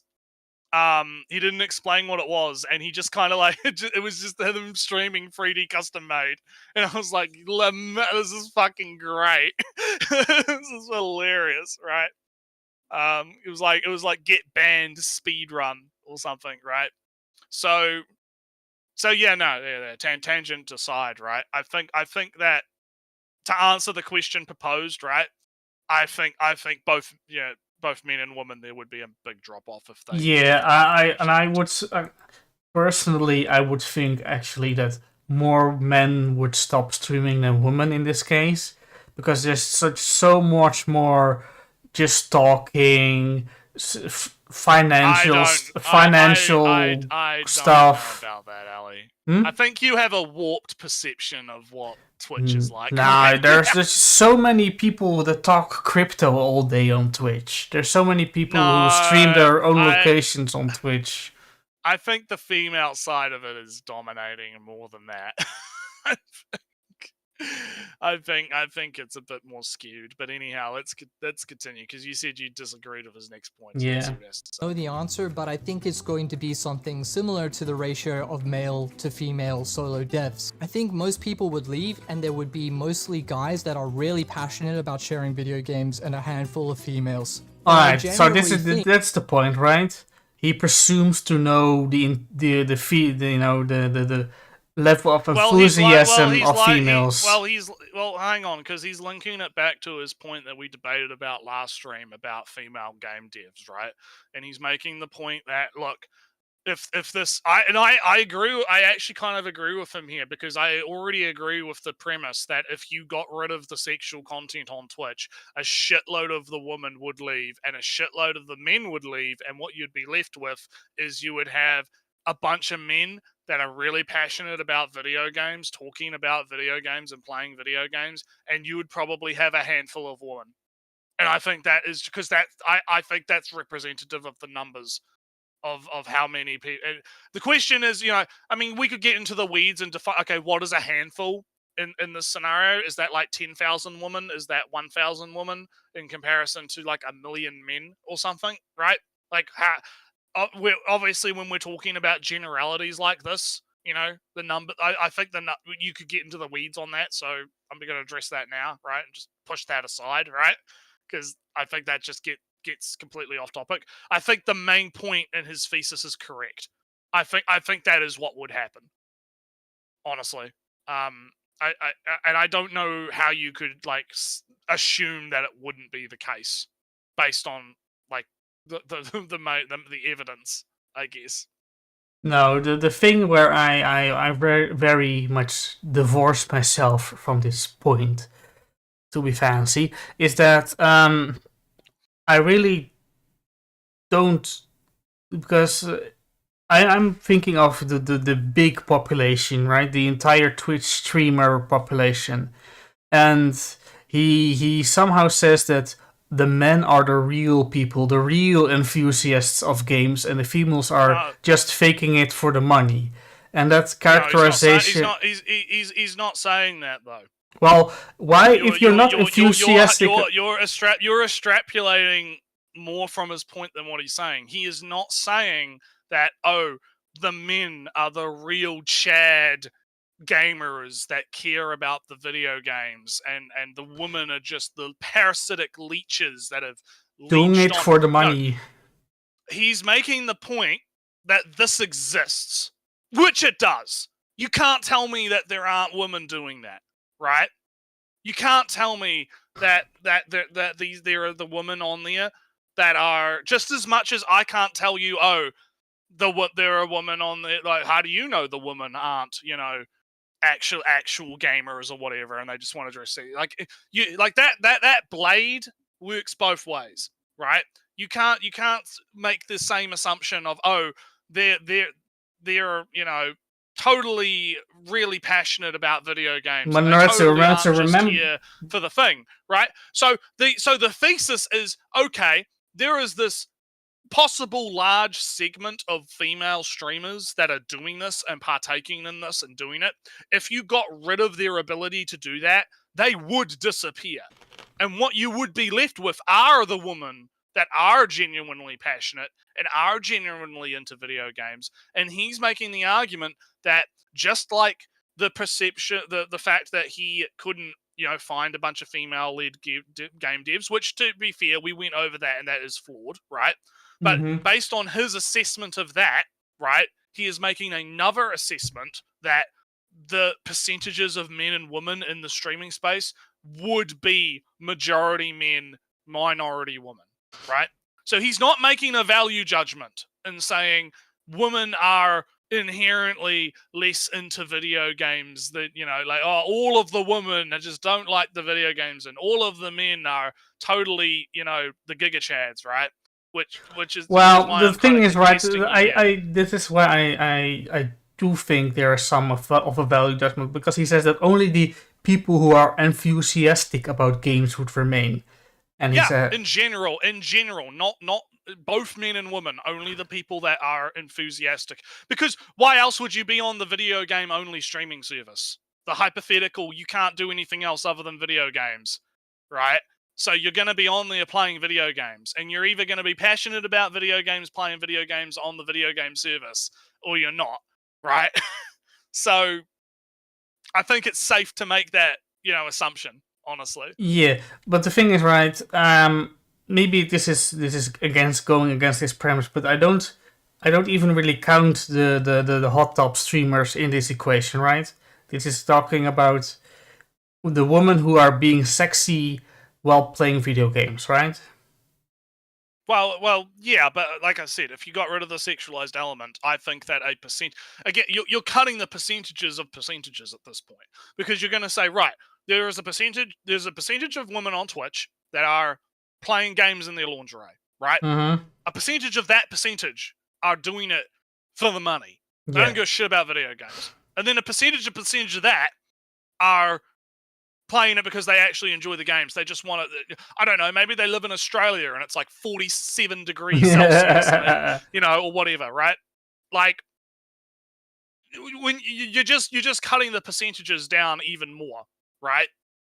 And so that's kind of what he's saying. He's saying that when you cut down the percentages and you cut it down, right, you will be left with a minority percentage that actually care about video games. All right, so NRETSREW, if we just assume that there's a 50-50 divide on Twitch of streamers right now, all female, male game streamers. Let's keep it on gaming, because including hot tubs and live, we're gonna it gets real messy, I think.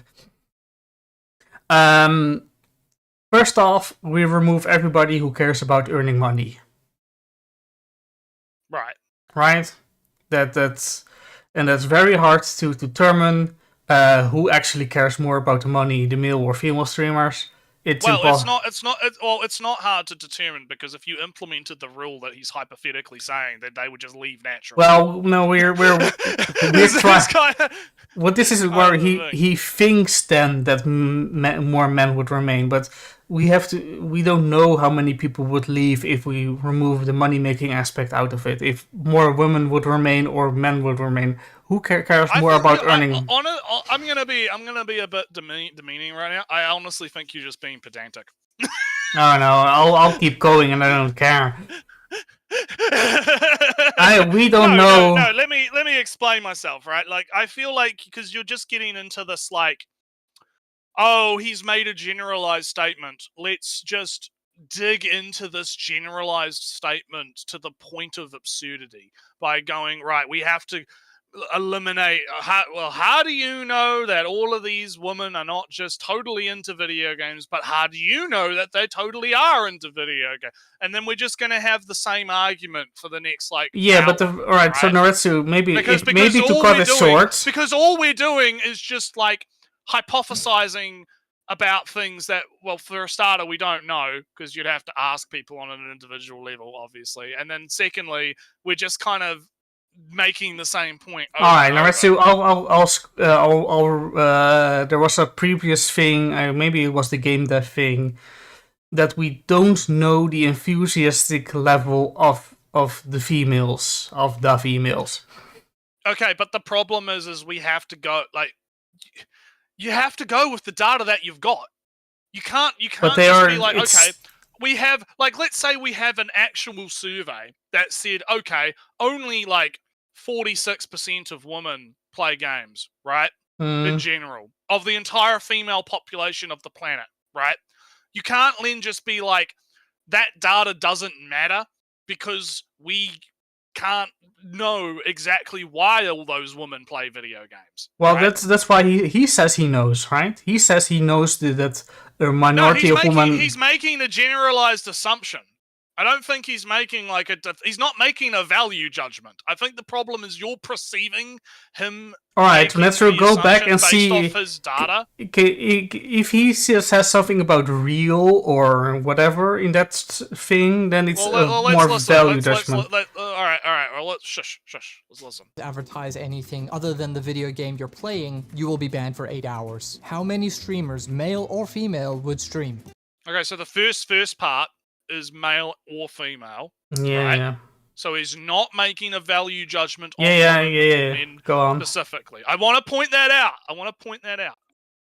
Answer, but I think it's going He obviously doesn't know the answer, right? Yeah. to be something similar to But he's going to assume that it's something similar to the game, and he's about to say it's something similar game dev, to the split in solo game dev. So let's let him finish. the ratio of male to female solo devs. I think most people would leave. He thinks most people would leave. And there would be mostly guys that are really passionate about sharing video games and and there would be mostly guys that are really passionate about video games and a handful of women.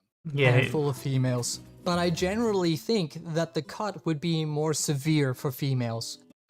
But he genuinely thinks that the cut would be more severe for females. So again, he's not making a value judgment.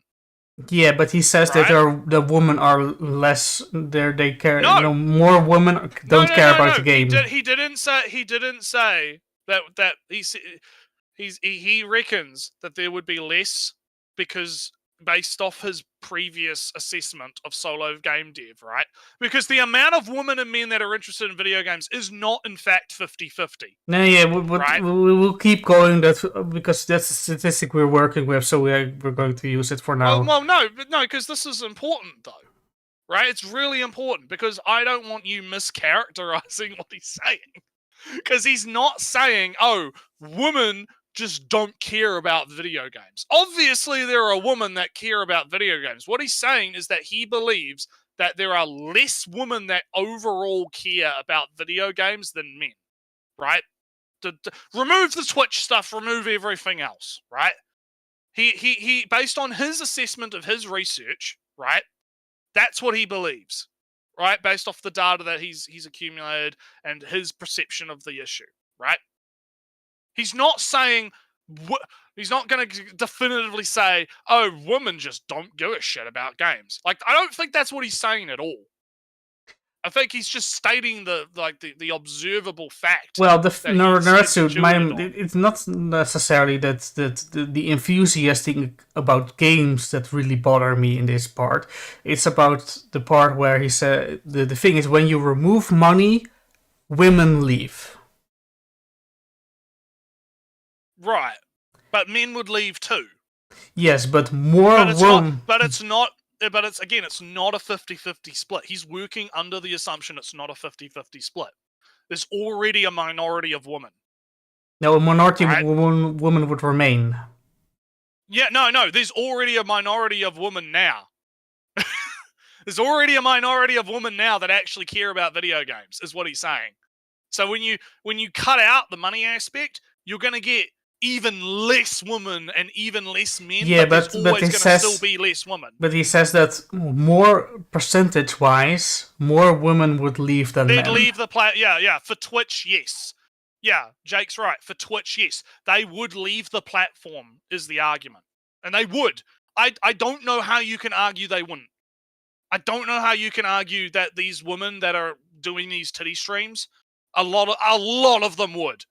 A lot of them would leave. Some of them would maybe stay behind and attempt to game the system. So this is where we. But I'm going to tell you right now, a lot of them would leave. So I don't think that you could say otherwise. This is where we modified the argument a little bit, where we said, all right, let's ignore all the other live streamers. We're just focused on. No. I'm just bringing that back because Jake brought that back. Yeah. So, but my thing is we take. The everybody in gaming, right? Everybody who streams games. And we're just going to look at the percentage that leaves for male and female. He says that women care less about games, so the women who stream would leave more. He's not saying women care less about games, Ali. He's not saying that. That's where you're getting hung up.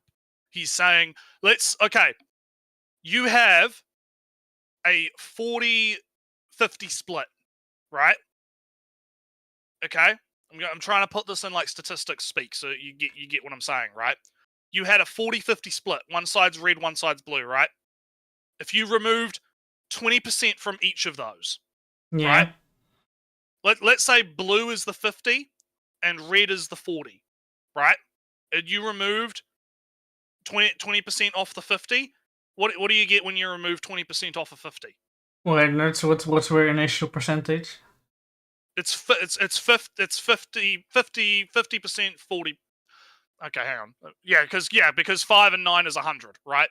So is 5 and 9? No. Yeah, I have to try and numbers my way to make this work. You said 40, right? So if So it's like the pie graph is like you've got the okay, 60-40. 60-40 makes more sense because 6 and 4 is 100, right? Yeah, 40, 60. If you remove 20% from a 60, right?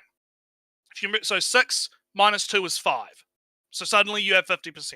If you remove 12, but if you remove if you remove 20% from 40, you get 20. Right? As a drop. That's what he's saying. He's saying that there's already less women that are in gaming right now, so the percentage loss would be greater. Right? There would still be a majority of men and a minority of women. He's not making a value judgment. NRETSREW 40. Alright, yeah, my math is probably fucked. My math is probably... NRETSREW 40, you have 20%... 20% of 20%. God, here we go. Is 8.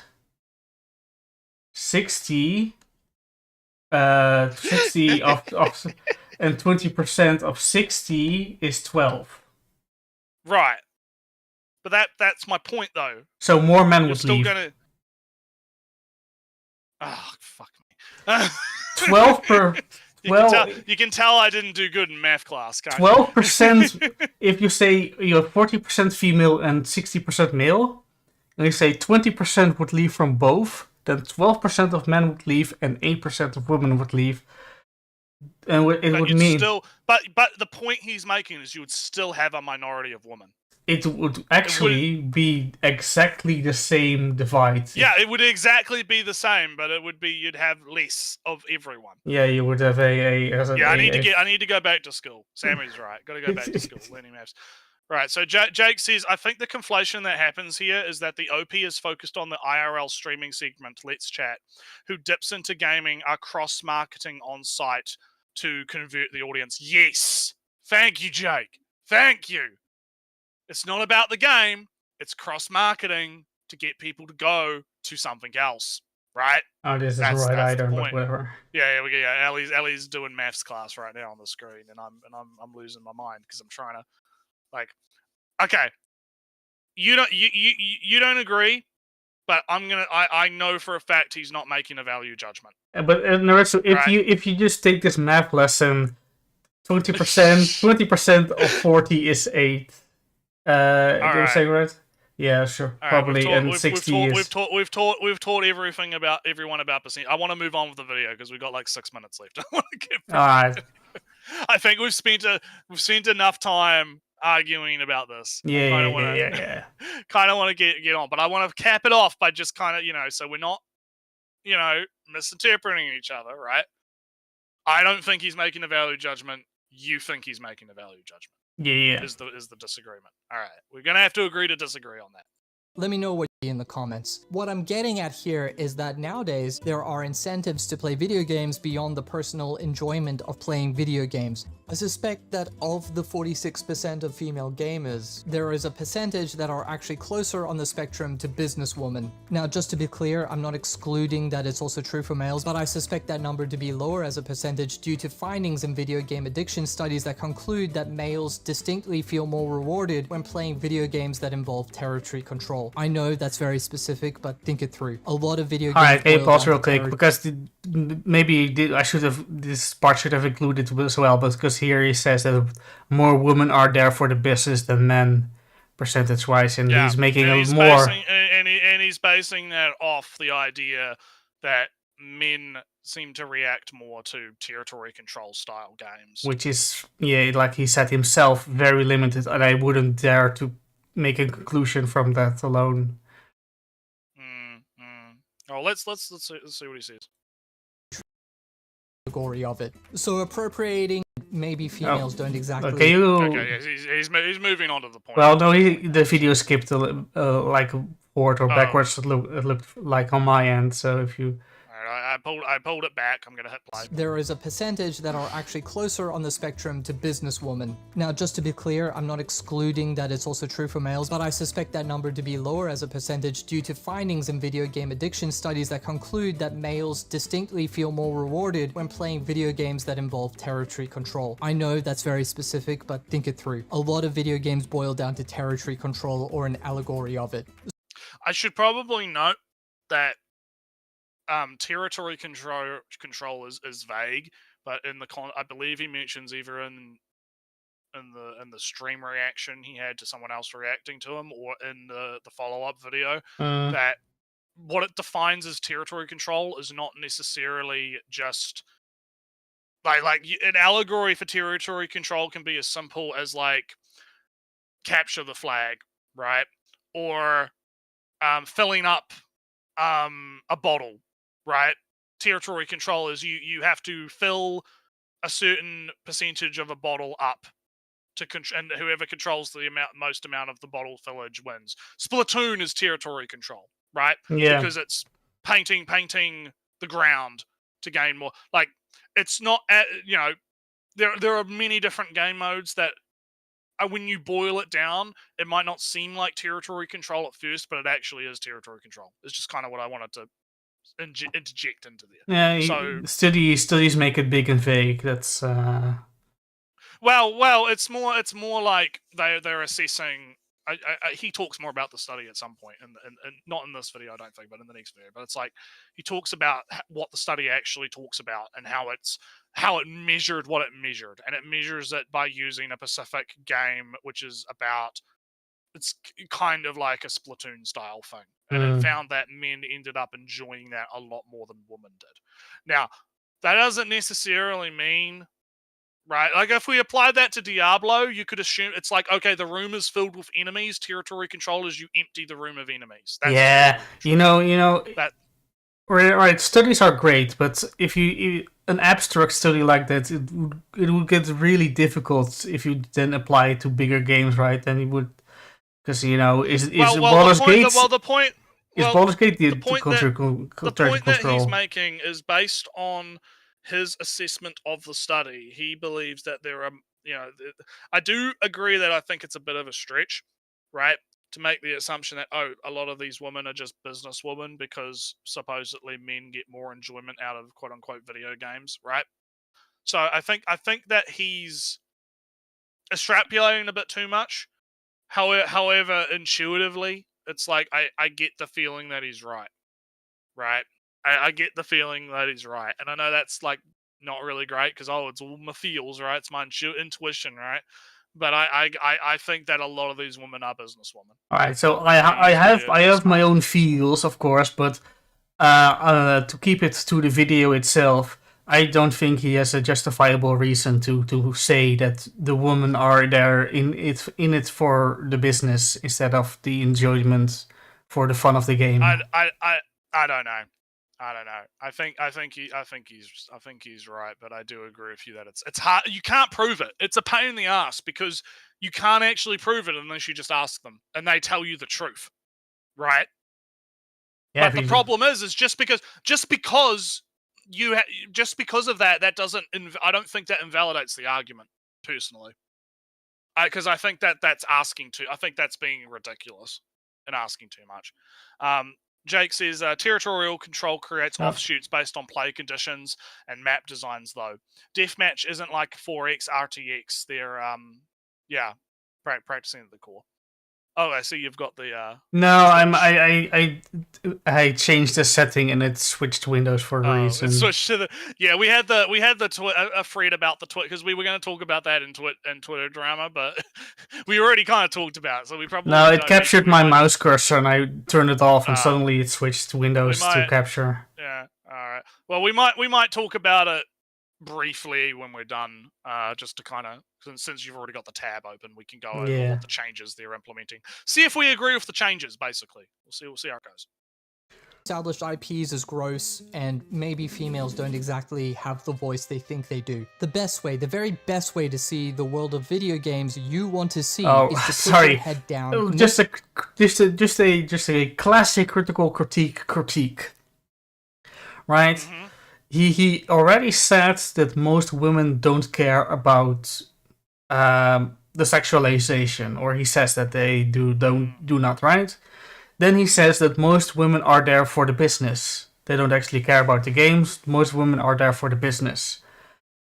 But then he says maybe women don't have the voice they think they have.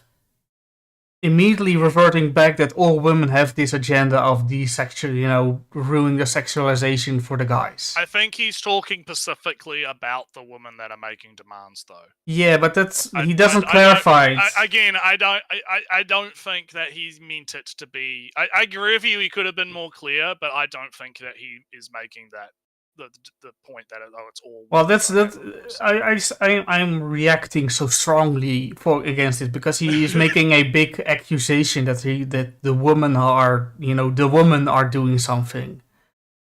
No, I don't interpret it that way. I think he's specifically talking about people that are making demands, because who else would be trying to have a voice? Yeah, right? But because the people that don't care don't have a voice because they're not going to say anything anyway, right? They don't care. They're not going to say. They're not going to have a voice anyway. The people that are businesswomen are probably indifferent anyway, right?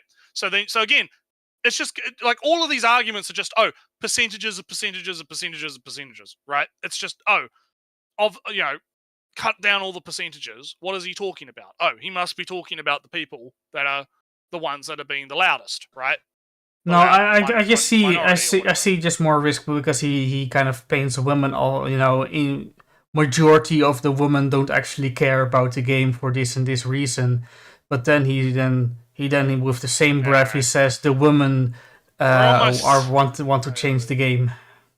All right, well we're almost done. The game you want to see and get in there. See, the thing is, I don't disagree with this point here. I think he's 100% spot on. If you want more of something, you have to fucking put the work in to you should try and put the work in to make it happen, which is something I want to do. It's something that I think a lot of people want to do, right? And I think at the end of the day, that's you just got to do it. You just got to get in and make the video game. There with it. This is how video games started, and this is how new ideas are being created, and these ideas shape the future of gaming. Dota was a Warcraft mod. Now it's an entire genre and the most successful esports genre on PC. PUBG was a mod that impacted all gaming and spawned the battle royale genre. What's interesting is that most new genres and new ways of engaging with video games are not top-down. The commercial. Well, now the history of player-unknown battlegrounds is slightly different than he just said, but that's... No, he's not going to spend like the next 50 minutes talking about fucking... Nah, but he could point to other games as inspiration of Battle Royale. That's more... No, I think it's fine for his point, because he's making the point that, look, these games started out as, mods or smaller projects, right? And then they became massively influential. So, it's basically just, look, you can make something, and there's always the chance that it'll blow up. Yeah, but PlayerUnknown Battlegrounds there was already a mod of this concept, and PlayerUnknown Battlegrounds was basically semi asset flipping, ripping into a semi-functional game. I don't think that detracts from his point. So let's continue. There are better games. Doesn't necessarily govern the direction. Direction is expensive and risky. The commercial gaming industry's aim is to preserve the status quo and maximize profits within that framework. It's gamers, be that male or female, that set the direction when they invest in game creation. What has been true since the dawn of time and will be true until the sun dies is that great games will flourish. So make great games, and if they have sexualization, then do it your way and be the change. Like I mentioned before, solo development and modding is an open playing field. There are no gates. Gamers have never had so much freedom to engage in shaping the world of gaming. Sadly, the stupid option is the easiest option, and people are kind of like a mixture of cats and water, so they're going to take the easiest path and screech the entire way down. But the old adage is still true: anything that is really worth doing is hard work. All this to say, if you really want this change, the ball's in your court. There are already women out there working toward a more female inclusive future. I would love it if there were more games that were focused on the female perspective. I mean, I won't play them, but maybe my wife will. That would be nice. We're drawing to a close here, and it really has been a... Right, so he's about to get to his conclusion, so...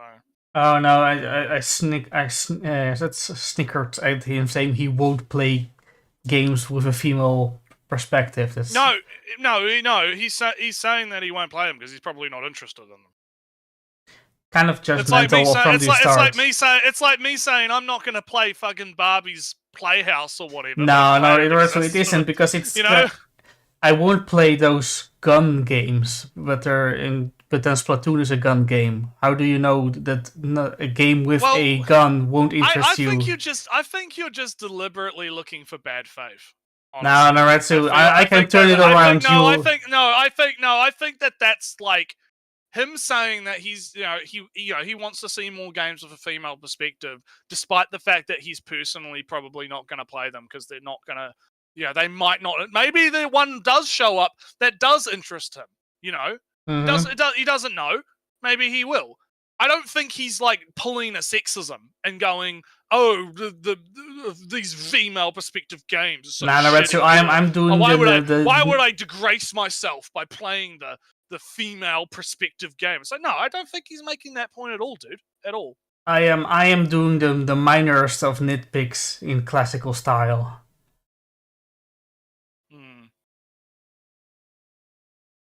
No, well, like I said, I don't think that's the point. You know, All right. I was mulling over where I've heard this writing style before, and it reminded me of a certain essay style. Interesting. Sammy thought it was sarcasm. Yeah, I think he was just, he was just saying, look, I might not be interested in them, but I'm glad they exist, and I think there's nothing wrong with that. You don't have to be interested in everything. Anyways, continue. Has been writing this. I mean, I always suspected that things like feminist frequency and co were bullshit, that our best study on the topic is largely ignored because it doesn't fit the narrative of our time. I feel equal that's parts vindicated. conspiracy. I don't like that. What do you mean conspiracy? Yeah, What the fuck are you talking about? He says the study that proves me right is ignored deliberately. No, he's saying the he's saying the study that disproves feminist frequency as being right is ignored. Oh, sorry, the stream. What the fuck are you talking about, Ellie? NRETSREW, the video skipped for me a little bit, and I heard only study. Oh yeah. Now, people in the chat can confirm. Yeah. The people in the chat can confirm. The stream skipped a little bit. Yeah. You don't have to go that far back. Yeah. No, I know, because I don't want you being a cunt and misrepresenting the man. That's my problem. Oh, is your friend now, is he? Fine. Nah. No, I just don't. No, I want to like. I am joking. I'm joking. Yeah, I know you're joking. Don't worry. My problem is, look, even when we're covering people that, even when we're covering people that I disagree with, I want to try to be good faith, right? I want to try and look at this and what is that? What are they trying to say in the most good faith, somewhat charitable way that I can present? All right, right? So then and I don't always succeed in it. All right, so which study does he actually mean? And I expect you to call me out, right, when I'm doing it. So I'm going to call you out when I think you're doing it. Yeah, it's fine, but right? which study is he talking? I don't actually. I'm going to make the assumption that he's talking about the sexism in video games, whether or not sexism in video games causes sexism in people, because that was one of feminist frequency's main talking points, was always these video games are making people sexist, right? You're playing these sexist video games and that makes you sexist. That was one of the many core arguments created by feminist frequency, right? So when he's saying, oh, there's this study that just completely disproves what feminist frequency stated, and I remember when that study came out, maybe not when it came out, but it did cross the Twitter feeds at some point within the last 1 or 2 years, and I remember people reacting to it and being like, look, it's just saying what we already intuitively knew, right? We already knew it was bullshit, and then we just got the study that basically confirmed what we already knew. And it didn't get necessarily touted to the high heavens, right? And screamed from the rooftops or whatever. Which is kind of his point. He's like, look, it's amazing that this study that basically just proves all of that bullshit, all of that drama that happened back then because of that scam artist, right? Bullshit has just kind of been sort of swept under the rug and not really talked about. Which it kind of, I think it was talked about, but it wasn't screamed about over the rooftops, and I think that's kind of what he's saying. Yeah, but right? It's to maybe defend the mindset of a couple of years ago or whenever that study appeared. Y'all edging this man too hard. Look, I'm gonna make no fucking to address Sammy's point, right? I'm not gonna make no fucking disagreement that I agree with this video overall, and I am very much on his side. And maybe I am being too charitable to the man because I agree with his points. That is entirely possible. We all have our biases, right? But I'm trying. When I see Ali come in here and he's like, "Oh, he's being a conspiracy theorist now." I'm like, "What the fuck?" He's not being a conspiracy. Blame the video. This conspiracy is the video skipping over important parts. No. I'm just like, I don't think that he's making the point that the study is getting suppressed by the government. The lizard men are suppressing the study that proves me correct. The evil game journalists or whatever. The evil game journalists are suppressing the study or whatever. It's no, I don't think he's making. That's a point that he is not making at all. and that's why I'm calling you out on it, because I'm like, that's.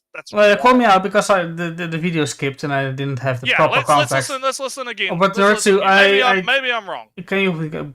I wanted to say something because maybe to defend the mindset then when the study appeared, I believe that feminist frequency was long gone by that point, Yeah, it or was. irrelevant. Yeah, it was. So sure, that study would have been touted 8 years ago or whenever, Yeah. but not 2 years ago. Then I mean, Yeah. if he might care about the study still, but the people stopped caring about the feminist frequency. The people moved on, and it's not odd that people move on from something that happened 8 years ago, even if it was proven one way or the other later. Yeah, I agree with that. I think see, look, you can be good faith, Elliot. Hey.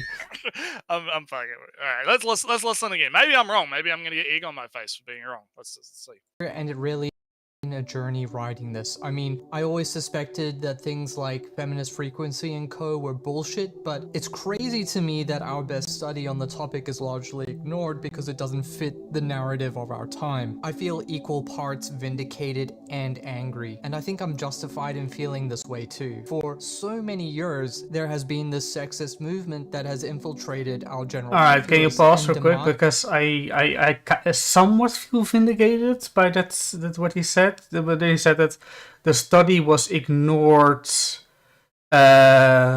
Because it doesn't fit the narrative of yeah, our time, but what I say is that the study was ignored because people had moved on. I think that you're absolutely insane if you don't think that the current narrative of our time is sex negative. No, I'm not. I'm talking something.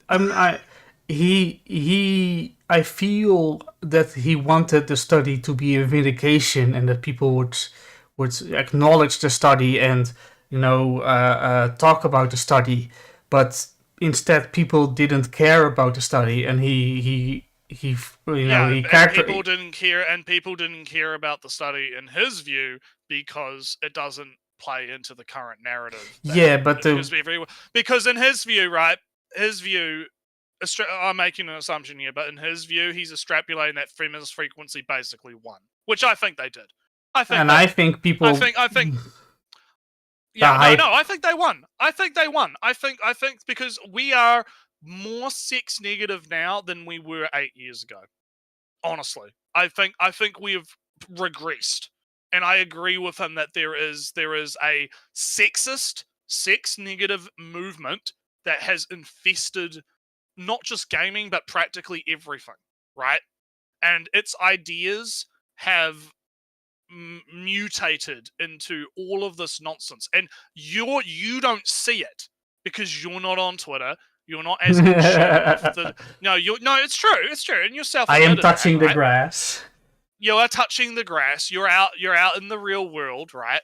You're not interacting with this stuff on the same level that someone like me is, right?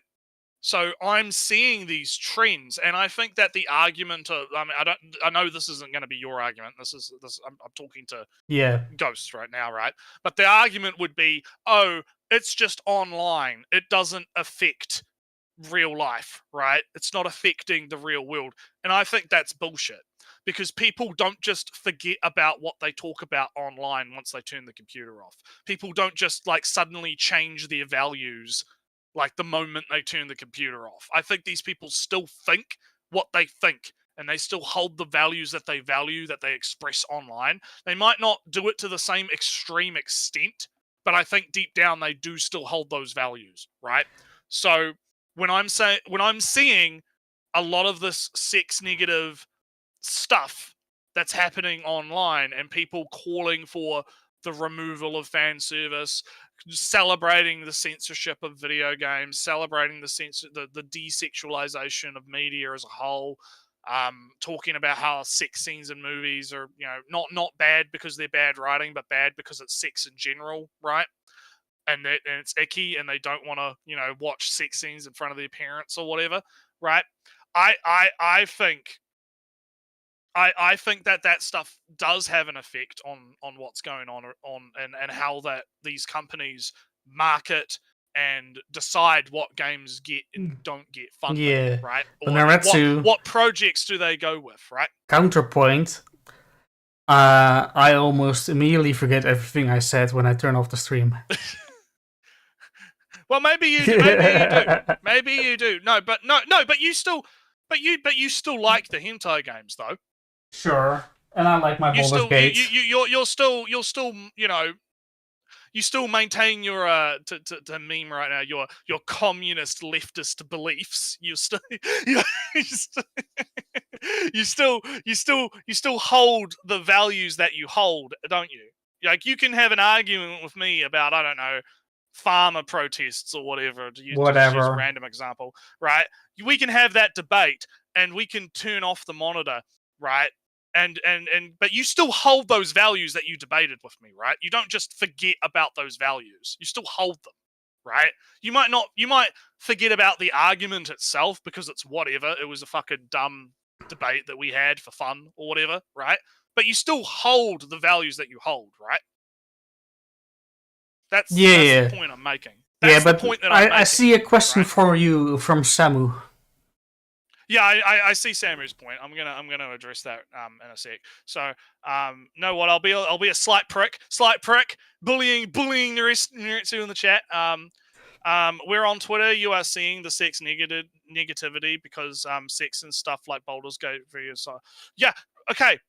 Well, that talks about like the whole safe horny phenomenon and the fact that people in general seem to have this like, okay, it's okay for me, but not for you. Like that's like sparking like a whole nother discussion about that, right? Because I think that there's definitely a lot of that going on where people will talk about, I mean, there's the whole meme about your likes are public, right?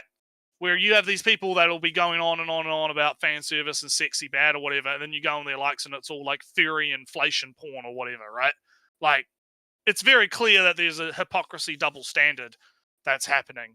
And then the squeakiest wheel gets the grease, and it doesn't take away from the fact that the algorithms promote. Yeah, that's the other thing, is you have to factor in algorithms and how I'm probably getting like a warped perception because the algorithm is probably pushing things into my feed that it wants me to see because it gets you angry, and being angry causes you to react. Oh yeah, no, that's a completely different tension, right? I have a lewd JP artist Twitter account, right? Yeah, that you only follow the JP lewd artists. I still get random ass American senator hearings about some weird ass law controversy hearing, and I just scream and look at the sky, raise my fist to say, "Damn you, Elon Musk! Why must you infest me with your stupid politics?" Well, here's the thing: it was happening. I don't think you can blame Elon for that entirely. Because I blame it. It never happened since before this month, and now I have to block every single time. Sets are free, right? It's for me is definitely an algorithm change because it's always free tweets. Well, I'm talking more about like algorithm manipulation in general is not a new thing.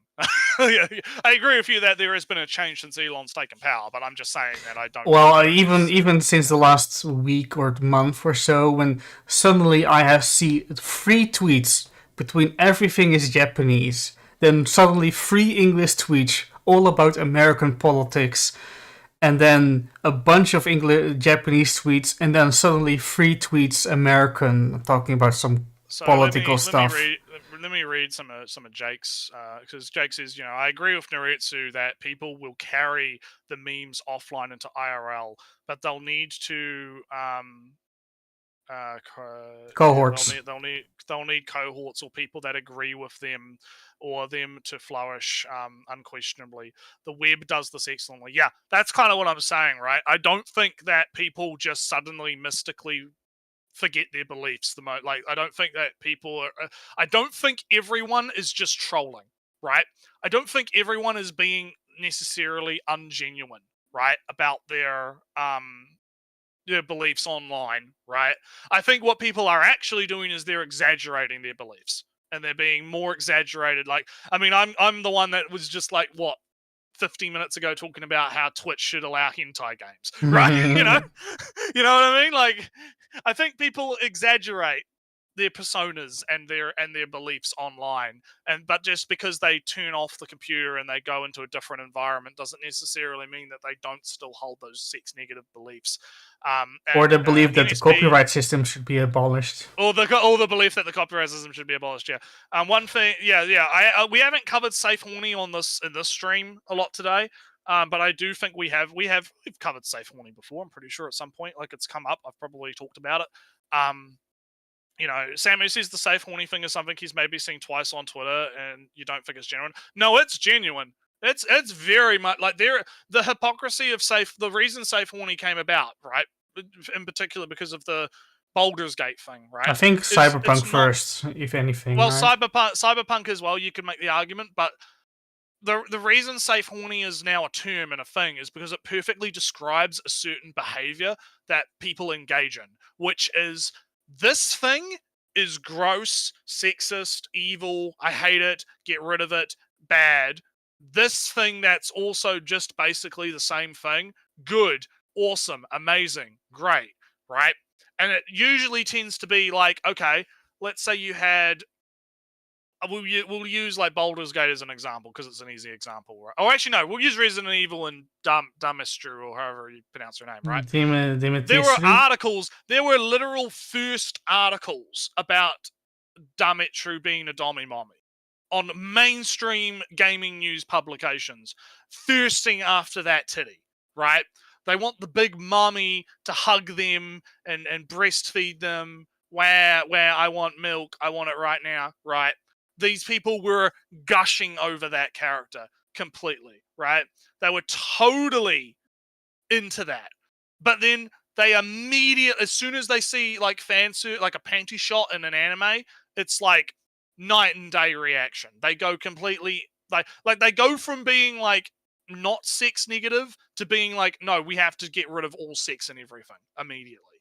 And that's where safe horny comes in, because they are partaking in a form of sexuality that they view as safe, because you can be the submissive to the dommy mommy and not get chastised for it, right? That's why it's called safe horny, because it's safe, right? Socially safe, and you mean? Socially safe, yeah. According to like, the perceived social norms, right?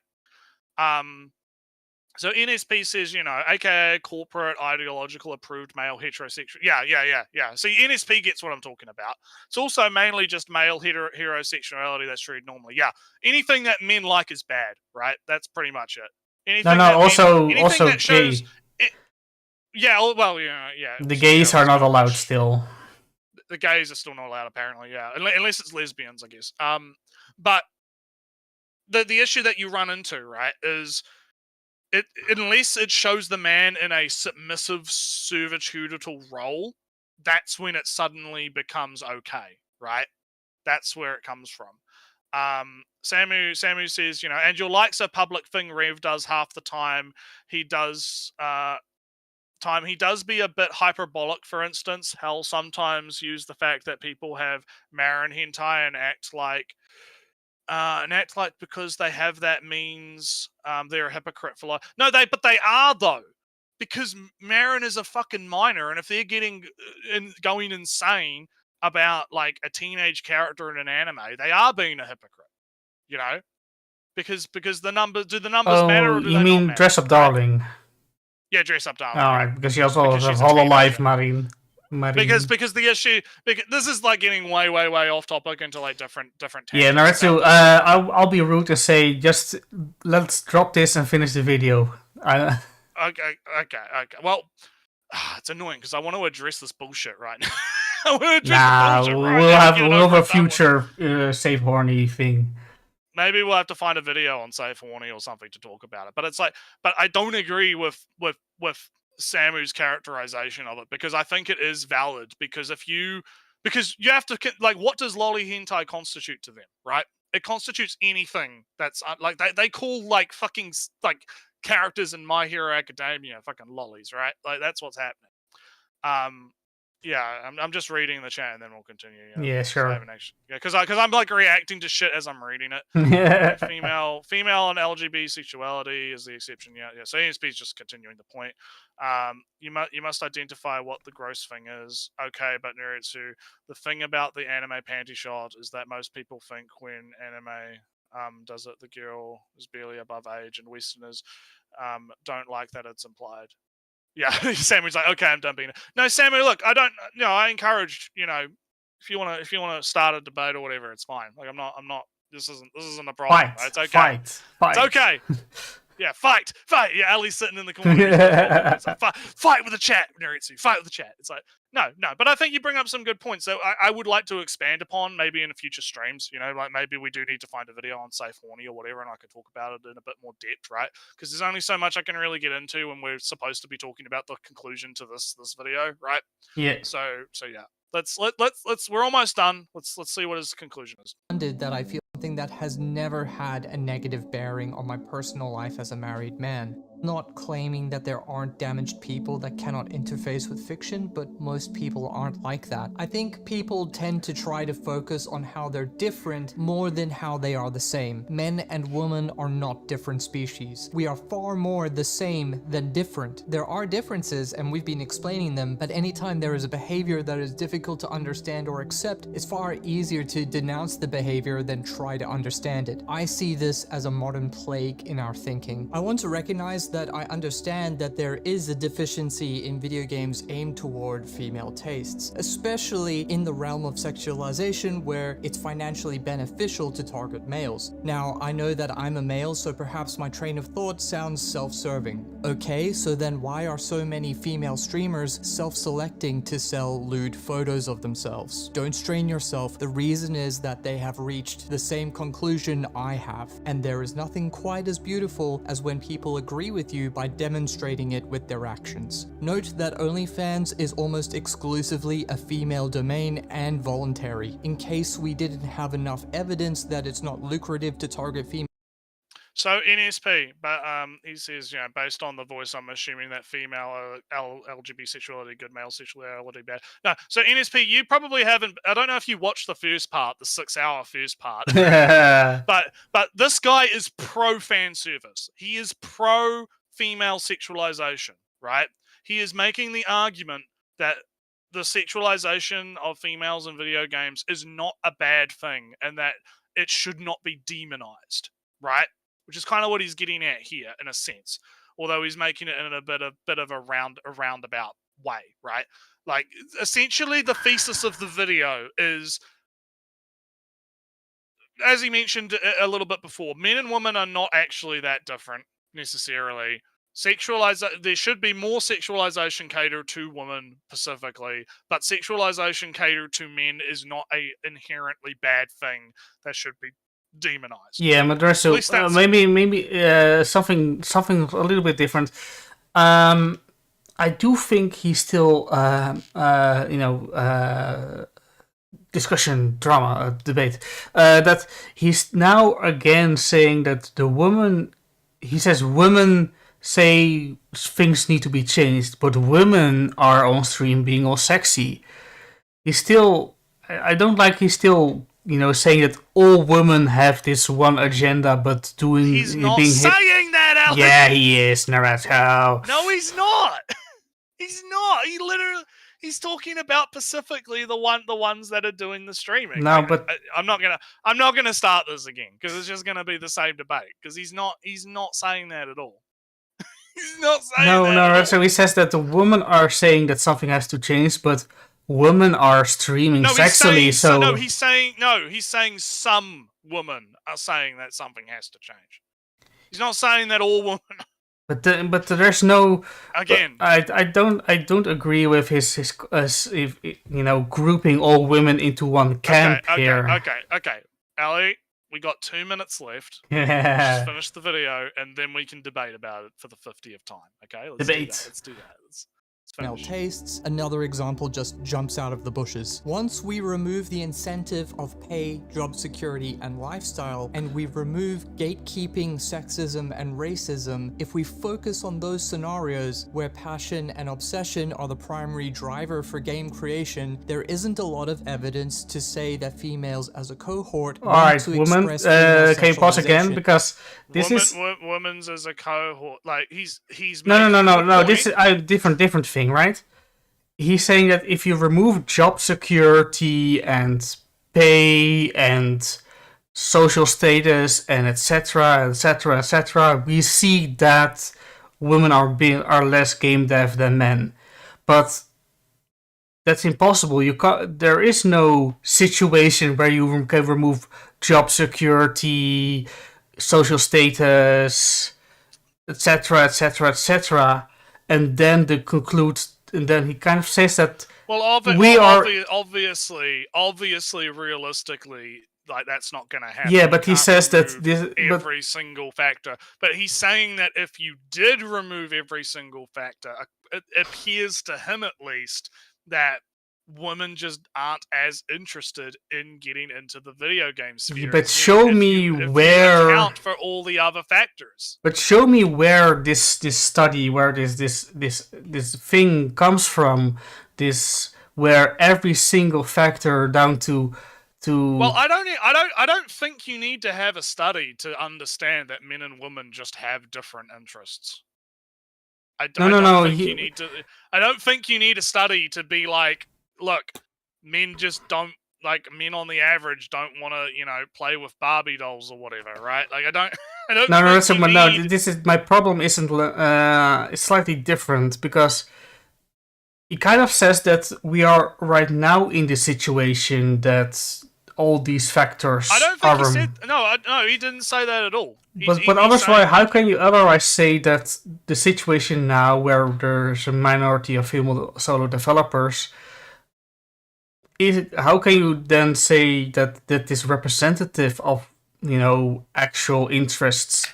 If the population isn't. If you did remove all of the barriers, and I think that you would see a rise in female game dev, because that would happen anyway, right? Mm-hmm. If you moved all the barriers for males, the same thing would happen too. You'd get a boost in the numbers in general, wouldn't you? But I think his point is just that even if you account for all of those external factors, he is of the belief that you would still see a minority of women.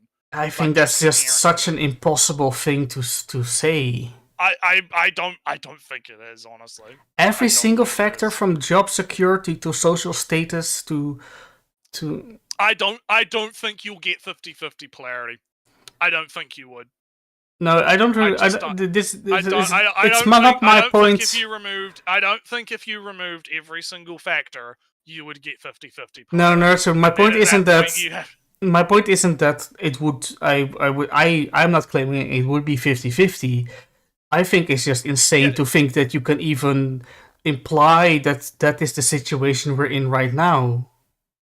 But he's not implying that that's the situation we're in right now. That's not what he said. Yeah, well, that is Dutch. He's not making that point. He's not making the point that we're in a situation right now where all of the factors have been accounted for. He's saying if we were in a hypothetical situation in which they were, then he doesn't believe that it would be a 50-50 All right, but this is maybe a slightly different angle here. He says that right now there's a minority female developers and a majority male developers, right? Right, yeah. He says if you remove every single aspect that could ever prevent you from being a game dev, from job security to social state, whatever, then the situation would be the same. I don't think he's saying necessarily the same. I think he's saying there would still be a discrepancy. So, but then if you say that, what is the difference then between the situation if there are barriers and the barriers are gone? I think to loop back around to our 1 hour debate last stream, it would just come down to personal preference. And I think that I don't think you can force women to make video game. No, I'm. If the women just don't want to make video game, they're not gonna make video game, Ellie. Like I don't think that. I just don't think that there are as many women that want to get into, for whatever reasons they might have. They might have purely, I just don't care about the video games. Just don't. But so my problem is that if you say that the barriers that in previous in the earlier beginning, he said that the barriers for being a developer are basically zero, and women are less in game dev. And I say, well, I disagree. I still see barriers for women. One easy one was having a child within the next year. That's always a possibility for a woman. That is very much a barrier to entering At this point, we're just doing the same debate times two. But yeah, right. But Ellie, I'm cutting you off because it's just gonna end the same way. Blah. It's just gonna be the same debate. Right. And I disagree with his remove. He's saying that you can remove all the things and therefore it will still be the same. That's very much sounds. And he already said he already thinks there's no barrier. So why is he even pretending that the barriers still exist here? And how can he even know that the barriers? No.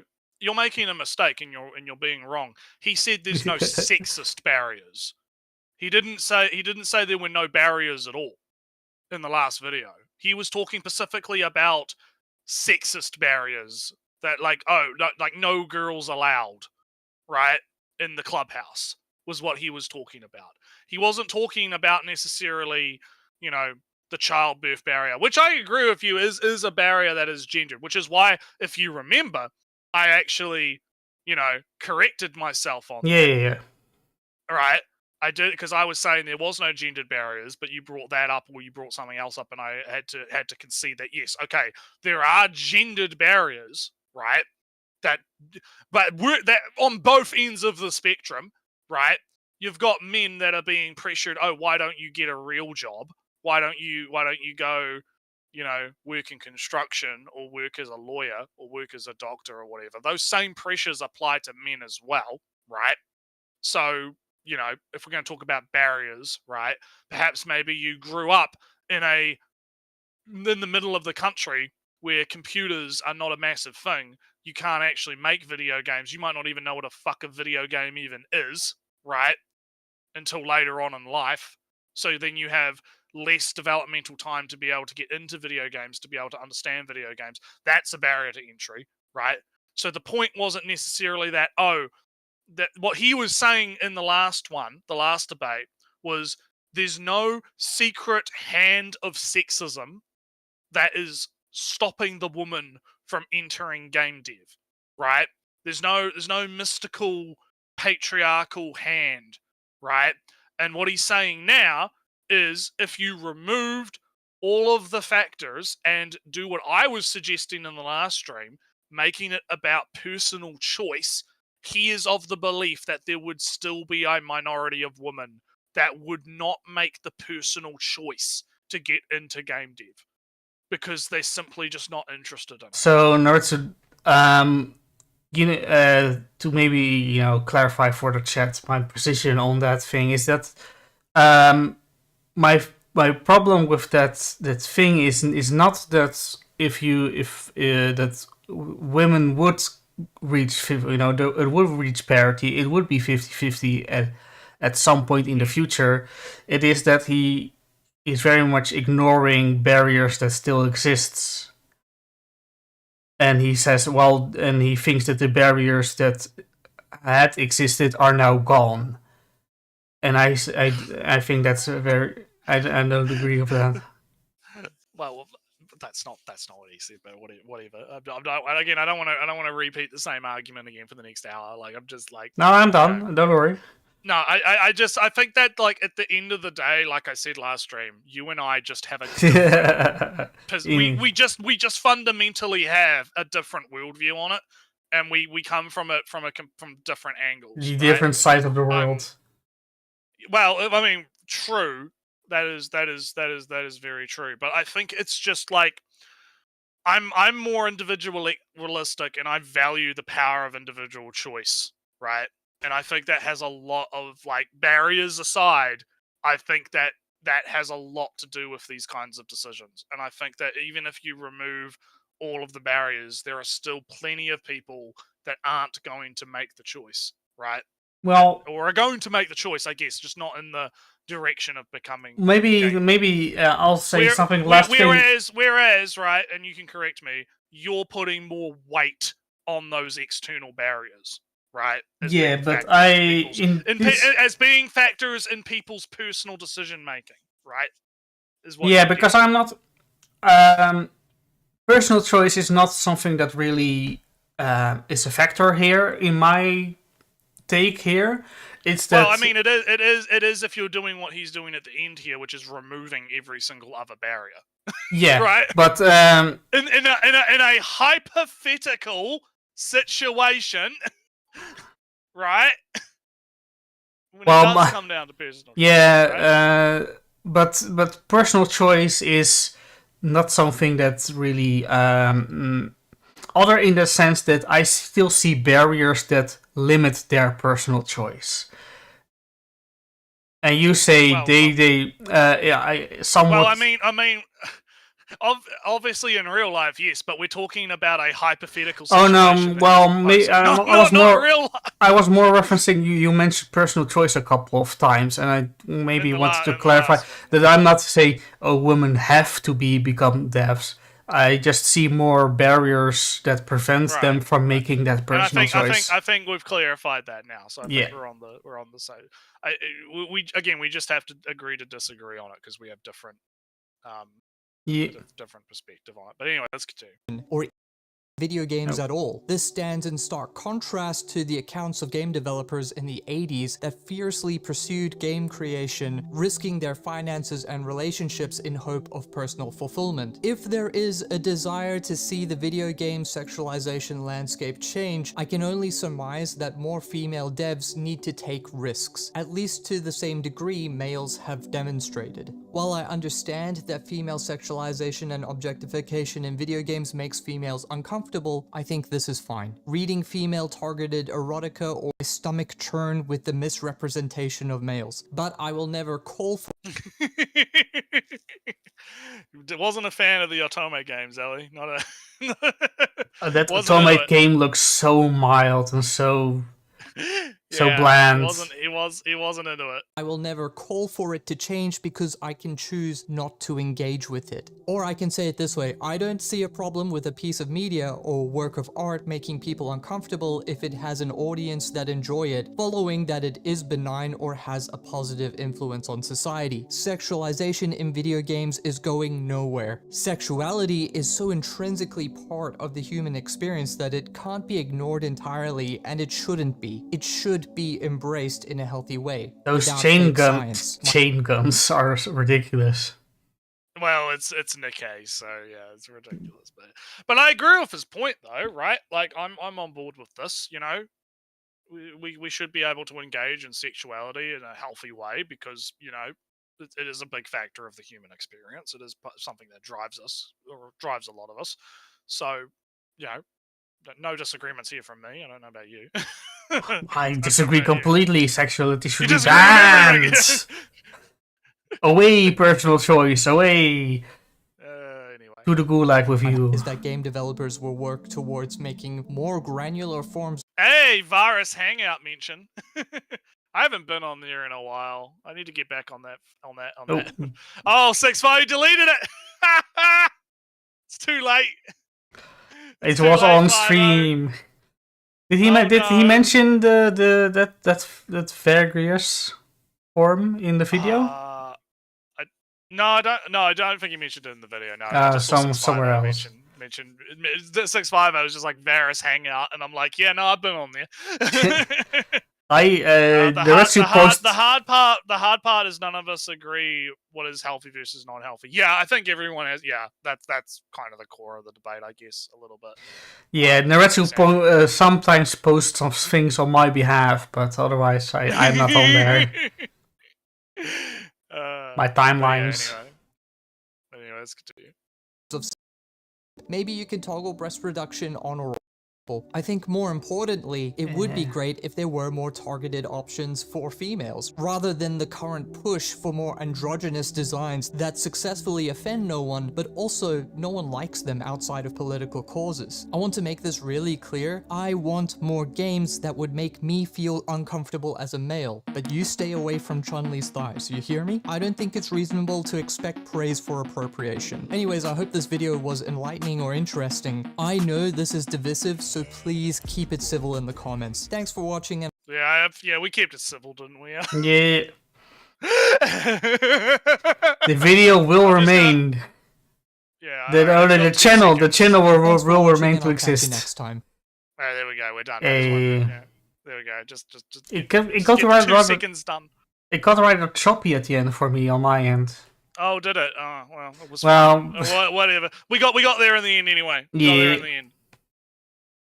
Let's all go back to the idle. So collectively, we have spent a total of 6, 7, 8, 9 hours on this video. Total collective of 9 hours, because it's been 40 minutes means we're going to cover 9 hours. All right, we'll have to remember that. We'll have to remember that, yeah. So I think I in terms of final thoughts, right? I think I've made no qualms that I overall agree with this video. I think that it's a pretty decent video that counters a lot of the common claims and criticisms that are often levied at the pro fan service side of the argument. I think that while he could have spent a little bit less time on the bodybuilding side of things, I think, and I mentioned those criticisms at the time, that I think that for people that were unfamiliar with bodybuilding, I think that it didn't really...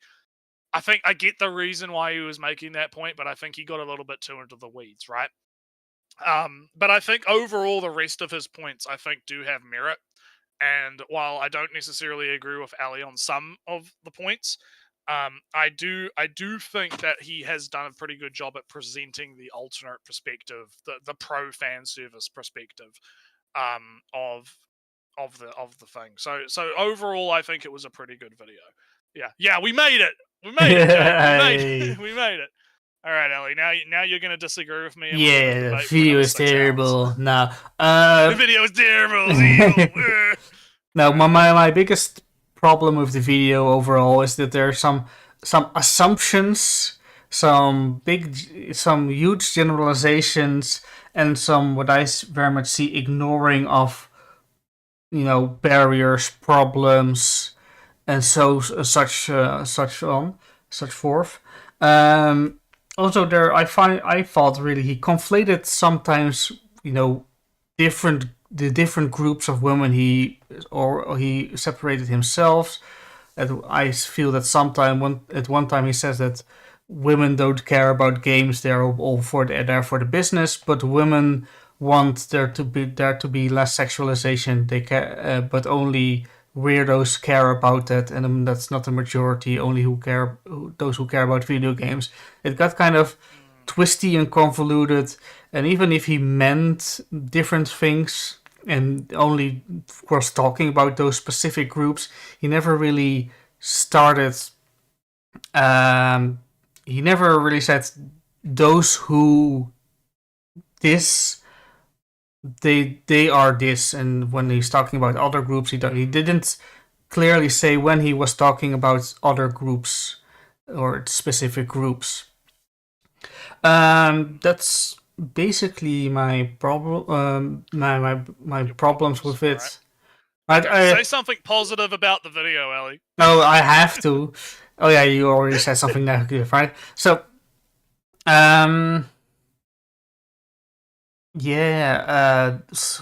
just general stuff we agree with, I guess. I mean, sexy in video games isn't bad. Really I'm not gonna bully you, but like, I mean, I mean, like I said, I've got my criticisms too. I think the bodybuilding section, and I don't necessarily even fully disagree with some of your stuff. I think that we kind of get a bit.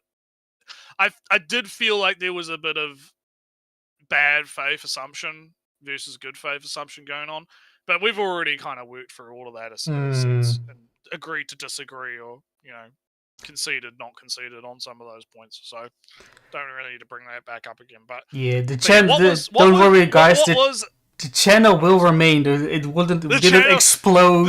Listen. This isn't even the most heated debate. You guys should have seen like some of the shit we've done in private. You would think that we absolutely fucking hate each other. Like we've fucking done some crazy fucking debates where we've argued about shit and been really. I've lived up to the angry Kiwi moniker on occasion. Maybe one day we'll have that happen on stream. One day we'll see if we get a topic that's that divisive where we're screaming at each other. I don't. I think we mellowed out over the years again to each other. We kind of have, yeah. We've kind of mellowed a bit, but I think so. So we will cover part 2, but we're probably going to take a bit of a break in terms of long videos. Probably going to take a bit of a break. But we will come back and do part 2 of this at some point. Do it for the views. It would be part 3 at this point, because we're on part 2 now, so it would be part 3. We'll do part 3 where we cover the second video, or as much of the second video as we can cover, right? In one stream, and then maybe it'll be a 4-parter. I don't know. We'll see how we go, right? Yeah. Because I think it would be fair, because he does address some of the criticisms in the second video, right? And so I think it gives him his, we've got to give the man his fair dues, right? Got to give him a fair shake. So yeah, that's the end of that. What do we want to do now? We've got, I mean, we've been going for about 3 hours. So that's maybe skip the Twitch thing, because we already. Well, we already kind of covered it, I guess, a little bit, right? Like we already sort of talked about the Twitch thing. I guess the TLDR on that is they changed. I gotta find the tweet, because I was looking at another tweet about it that like listed what the rule changes. Oh, it's like the second tweet in the Dextro thread on it. If you still. Yeah, I think it was. Yeah, have you got it? Have you still got it up? Yeah, I can switch to it. All right. Because I closed the tab, so I don't actually. And I've locked that. So. All right. I'm switched to it. What was it? It was because I wanna find the one where they specifically talk about the. Here we go. Twitch. So Twitch updated their sexual content policy. Changes. Certain content now allowed with labels. Artistic nudity permitted under sexual themes label. Game nudity contextual, labels necessary. Body painting, acceptable with appropriate label. Mature games, label generally covers content. Stream visibility impacted by content labels. So I would be interested. I want to kind of dig a bit more into that. I kind of want to know more specifics about what is and isn't allowed. Yeah, I do want actually. Here we go. I've got the actual Twitch post. Give me the post. Give me the link. Yeah, because I kind of want to know. I want to know if I could stream my hentai games. Is all I give a shit. That's what I actually want to know. So let me link that to you, and we'll bring that up real quick and have a look. I missed the Varus Discord. Yeah, the Varus Discord. That was a fucking ride. The Varus Discord was a fucking ride, man. All right, so what do we got? All right, I'm going to skip through it a little bit. Blah blah blah. Yeah, we're not going to read the whole thing. We're just kind of going to have a bit of a skim. So yeah, we've received feedback. Blah blah blah blah blah. Okay, streamlined sexual content policy. To be effective, policies need to be easy to understand. Streamer knows. Blah blah blah blah blah blah blah blah. There's also an additional section. Content classification guidelines that describes when a streamer needs to label. All right, here the frequency previously prohibited but now allowed with label. Okay, so where's that under FAQ? Yeah, the first one. Okay. some types of content that were prohibited will now be allowed on Twitch if appropriately labeled. These changes include content that deliberately highlighted breasts, buttocks, or the pelvic region when fully clothed. Streamers found it difficult to determine what was prohibited and what was allowed. Okay, so that's just talking about like if you're in like shorts or whatever and your ball sack your ball sack falls out Yeah. or some shit, right? Stream great play for 5 hours. I would go find a torrent of that and I fucking would. I would totally do that for the meme. All right, it'll be great. Okay. Fictionalized, drawn, animated, or sculpted, fully exposed female presenting breasts or genitals or buttocks, regardless of gender. There is a thriving artist. Oh, God, that's actually great. That's actually you know what that means, right? Hentai artist streams. Allowed. Let's fucking go. Let's good. Good. See, this is what I was talking about before. This is what I want to see.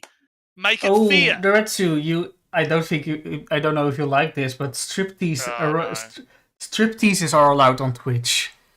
I mean, look, all's fair, man. Erotic dances, yeah. Well, let me just read the rest of this.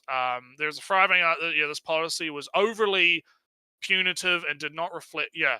So that's a big fucking win. That is actually a massive fuck. I'm actually gonna tweet about that because that's fucking. That's actually a massive fucking win. That's crazy. If they are consistent with that and they do allow hentai, like the question's gonna be, right? The question's gonna be is will they allow like actual drawing of sex acts? Might have to have a look at that as we go down, which I think is the next section. But I just want to quickly, I'm just gonna make a tweet about that. Ooh, this is interesting. Twerking, grinding, pole dancing are now allowed without a label. lmao.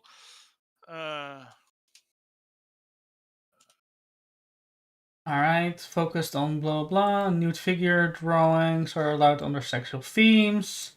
Oh, fictionalized sexual acts or masturbation remain prohibited. So, bummer! No sex drawings. No sex. Bugger. Alright, so we're getting there. Ellie, we're getting there. Yes. We're getting there. Like I said, small wins. This is the strategy. Let them allow sex. Let them allow sex. Yes. And then we'll get our games, right? The secret agenda. We'll get our games. Yeah, the secret agenda. Yeah. Alright, body painting on breasts and ass. Alright, nudity to blah blah blah. Nudity games featuring nudity, pornography, sex, sexual violence as a core focus are prohibited. So you can't still have, gay. So you're skipping ahead of me because I'm busy. Sorry. Post send tweet, right? Games featuring sex are entirely prohibited. Okay, so I'm at the first. Okay, question. With the updated are artistic depictions of nudity allowed? Content that focuses on fictionalized, drawn, animated, or sculpted sexual body parts, regardless of gender, doing nude figure drawing are allowed with the sexual themes label. However, fictionalized sex acts or masturbation are prohibited. Yeah. So small wins. How does Twitch handle nudity in gaming? That's gonna be I'm gonna read that in a sec. Just let me.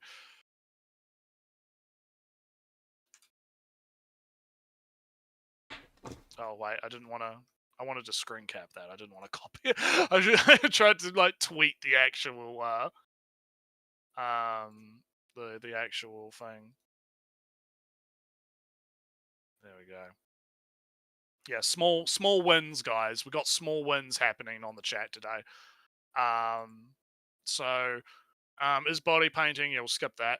We handle nudity games in two ways. First, games featuring nudity, pornography, sex, or sexual violence as a core focus or feature is entirely prohibited. Yeah, that's basically what it was now. Custom gameplay or visual modifications that include nudity or sex content, including uncensored patches in otherwise allowed games. Yeah. So that's basically what the rules are now, right? That's basically what it's always been, is that, yeah, you can't play like modded lewd Skyrim, or you can't play like custom automade or actual actual porn games, right? Which, it means you can't play like Flip Witch on stream, which is a pain. I got to pick that up actually for Logic and play that. Second, for games where nudity is not the core focus or feature, the mature rated games content classification label is sufficient for incremental nudity. However, sexual Incidental. themes label must be applied to a game that focuses on nudity. Well, that's kind of weird though, right? Because so it's like you can't play like the hentai game, right? But you can play the GTA where you go to the strip club and you get the lap dance with the nudity, as long as it's rated mature. However, you still need to label the stream as mature. So how I would see it is that if you want a God, no way. It's not entirely true, but bear with me. If you play Baldur's Gate, then it would be a mature rated game. Yeah. If you run around naked in Baldur's Gate all the time, then it's sexual content. And you'd probably need to put the label on. Yeah, but then it's kind of iffy because Baldur's Gate also has sex.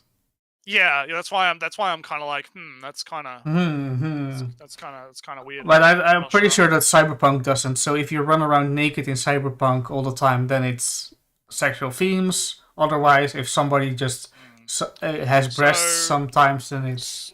So the last part of that is users may not engage in sexual activity or erotic roleplay with other players in online games. So that's just basically like, yeah, if you're in like an MMO, you can't do sex RP or whatever, which I guess is, I mean, that's consistent, right? Like, it's consistent with the rest of it, which is always the thing, right? And I guess I should also preface that enforcement is also, there's a VTuber that is streaming with their model nude on an alt right now. Why not? Sure. Why not? Okay. If a mature rated game that I'm playing includes violence, alcohol, gambling, and sexual themes, does that mean I also need to apply the relative content clarification labels in addition to the M-rated mature game label? So the mature rated game label covers most content that occurs within the game itself. If the content is encouraged as part of the regular gameplay, however, if the streamer chooses to focus their stream on that, so it's like you were saying before. It's like if you play Baldur's Gate, it's just mature. But if you play Baldur's Gate completely naked, deliberately, because you want to play it completely naked as a nudist, then you have to add the extra labels, basically. And same as you're still allowed to stream it, you just have to add the extra labels. If you are in Cyberpunk, or,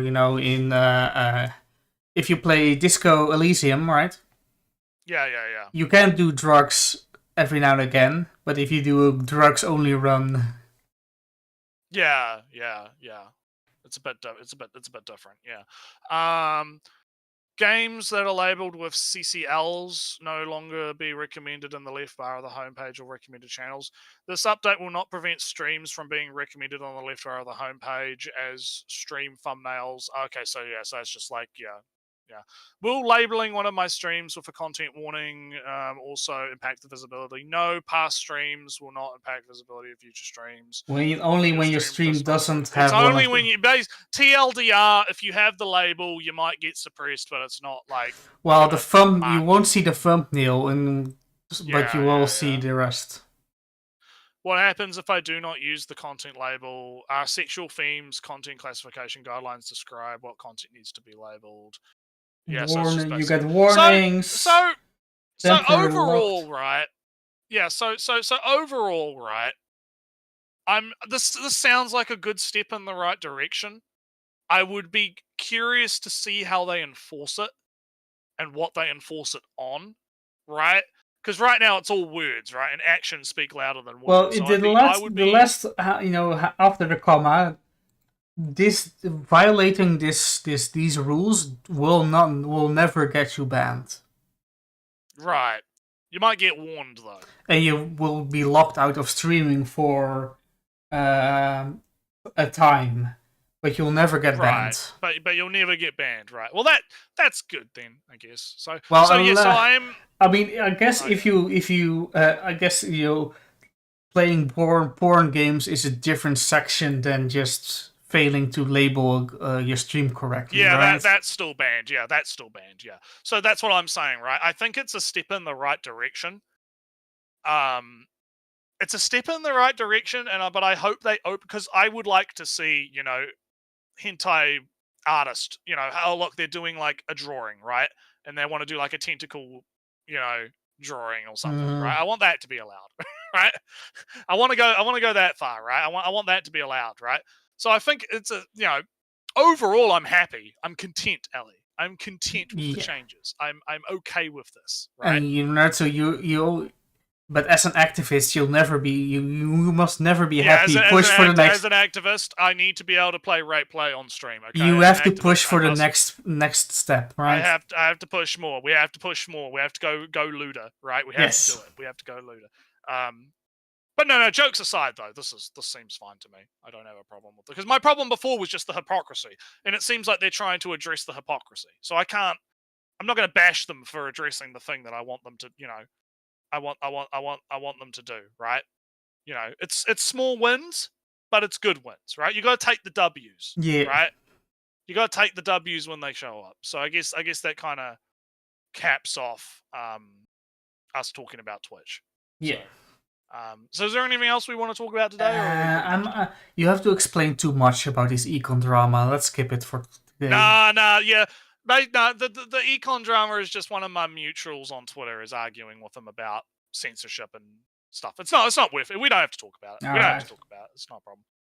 We can get rid of that tab. You can close that out. We were going to talk about anime, but I guess we'll probably save that till next week. Maybe we'll do like I have the energy. Maybe we'll do. Well, I mean, we've been going for like we're at like 320 right now. But I've been watching a new anime. That's why I quickly want to. Oh, have you? Okay, well, you can talk about your new anime, and then we'll talk about the rest of the anime next week. How about that? Sure. My new anime is. What have you? What's your new anime? The hot anime show of the other hot animes of the season is Apothecary Diaries. Ah, yes, I remember you showing some of that. Yeah, a GIF, but I wasn't watching the show at that point. But it's about an ancient. No, it's not ancient. Old China. Old China. Our main character is an apothecary.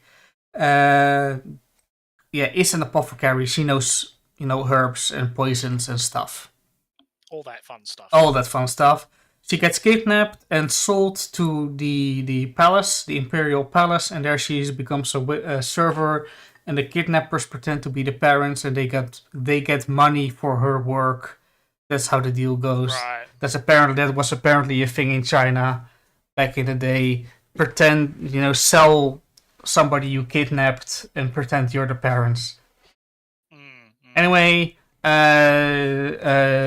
She tries to keep a low profile, but oh no, she's an apothecary and saves a princess, the imperial princess, from a concubine from death, and then she's recruited as a lady in waiting, a servant of one of the concubines of the emperor.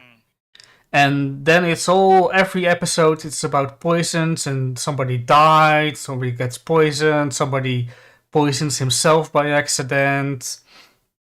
And she gets dragged into this history drama with emperors and spies and conspiracies. And I wanted to mention it real quick, because I heard somewhere else a fun thing, and I wanted to kind of repeat it here.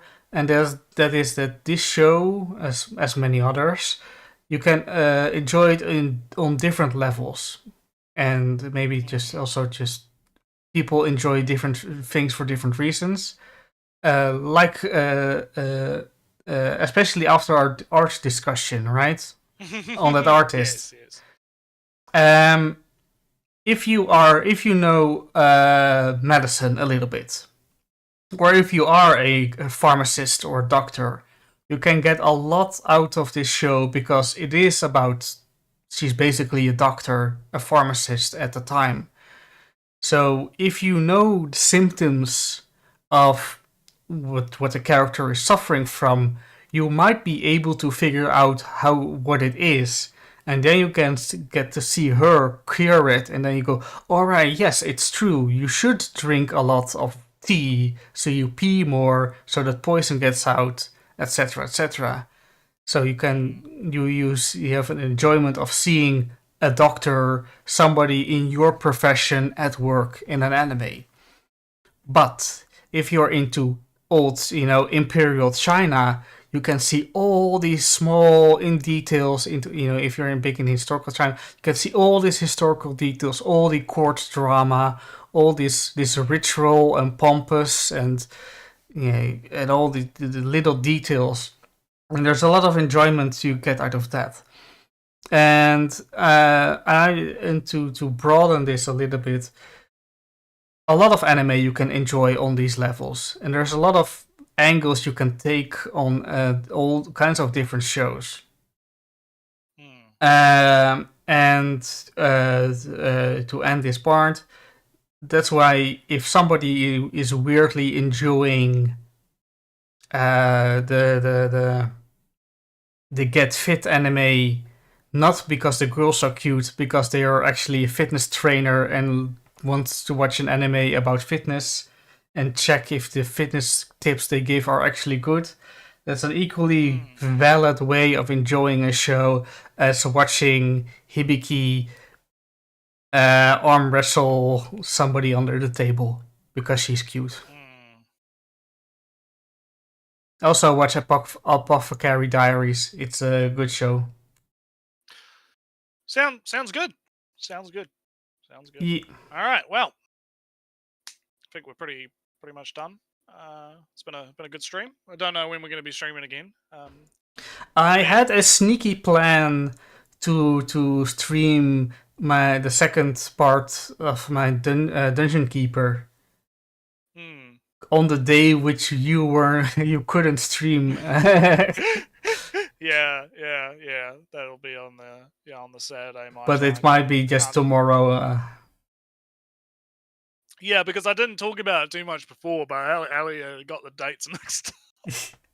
We were actually going to stream this tomorrow, but then I got up and I looked at the stream and it said, "Oh, Critical Critique is live in like 25 minutes," and I'm like, "Damn it, Ali, you did it again!" But no, my apologies. It's all good. It's all good. I was free today. Samu has an update, a very important update. VTuber is still not banned. Yeah, based. Also, the heart is in the way on the screen. It's terrible, that heart. Yeah, I fucking hate that. Fucking heart. It's so annoying. But anyway, yeah, no. So yeah, no. It was a good stream, guys. I hope you guys enjoyed it. Timestamps will come up for the stream maybe later in the night when I found a way to streamline it. So I'm doing them a bit more fast and loose. So I might miss certain hot moments, right? That might slip through the cracks. But like I mentioned before, if there's any moments you guys want to see timestamps, just put them in the chat, and I'll. Also, Samu, sorry to interrupt you, NRETSREW. Give a name, give a link. Yeah, give link, give name. Source. She's completely new give now. Source. No skin. No, yeah. Live from the Critical Critique Studio, anime titties right now. Get banned on YouTube for showing the Twitch stream. YouTube's only answer is, of course, to go further than Twitch. Yeah. Nah, they would never. Oh man, can you imagine? It'd be so good. It'd be so good. I was just there's a game I follow that's like a streaking game, and the dev for that was just talking about how Oh, I should allow VTubers to import their models into the game so that they can do so they can do the streaking in the game. And I'm like, yeah, that sounds great. Oh man. If you can make it work, because from what I know, those I mean, models are all different. It's a Unity. It's a Unity. We're gonna catch you guys all next time. Bye bye. Wait 1 second as I switch over. Wee.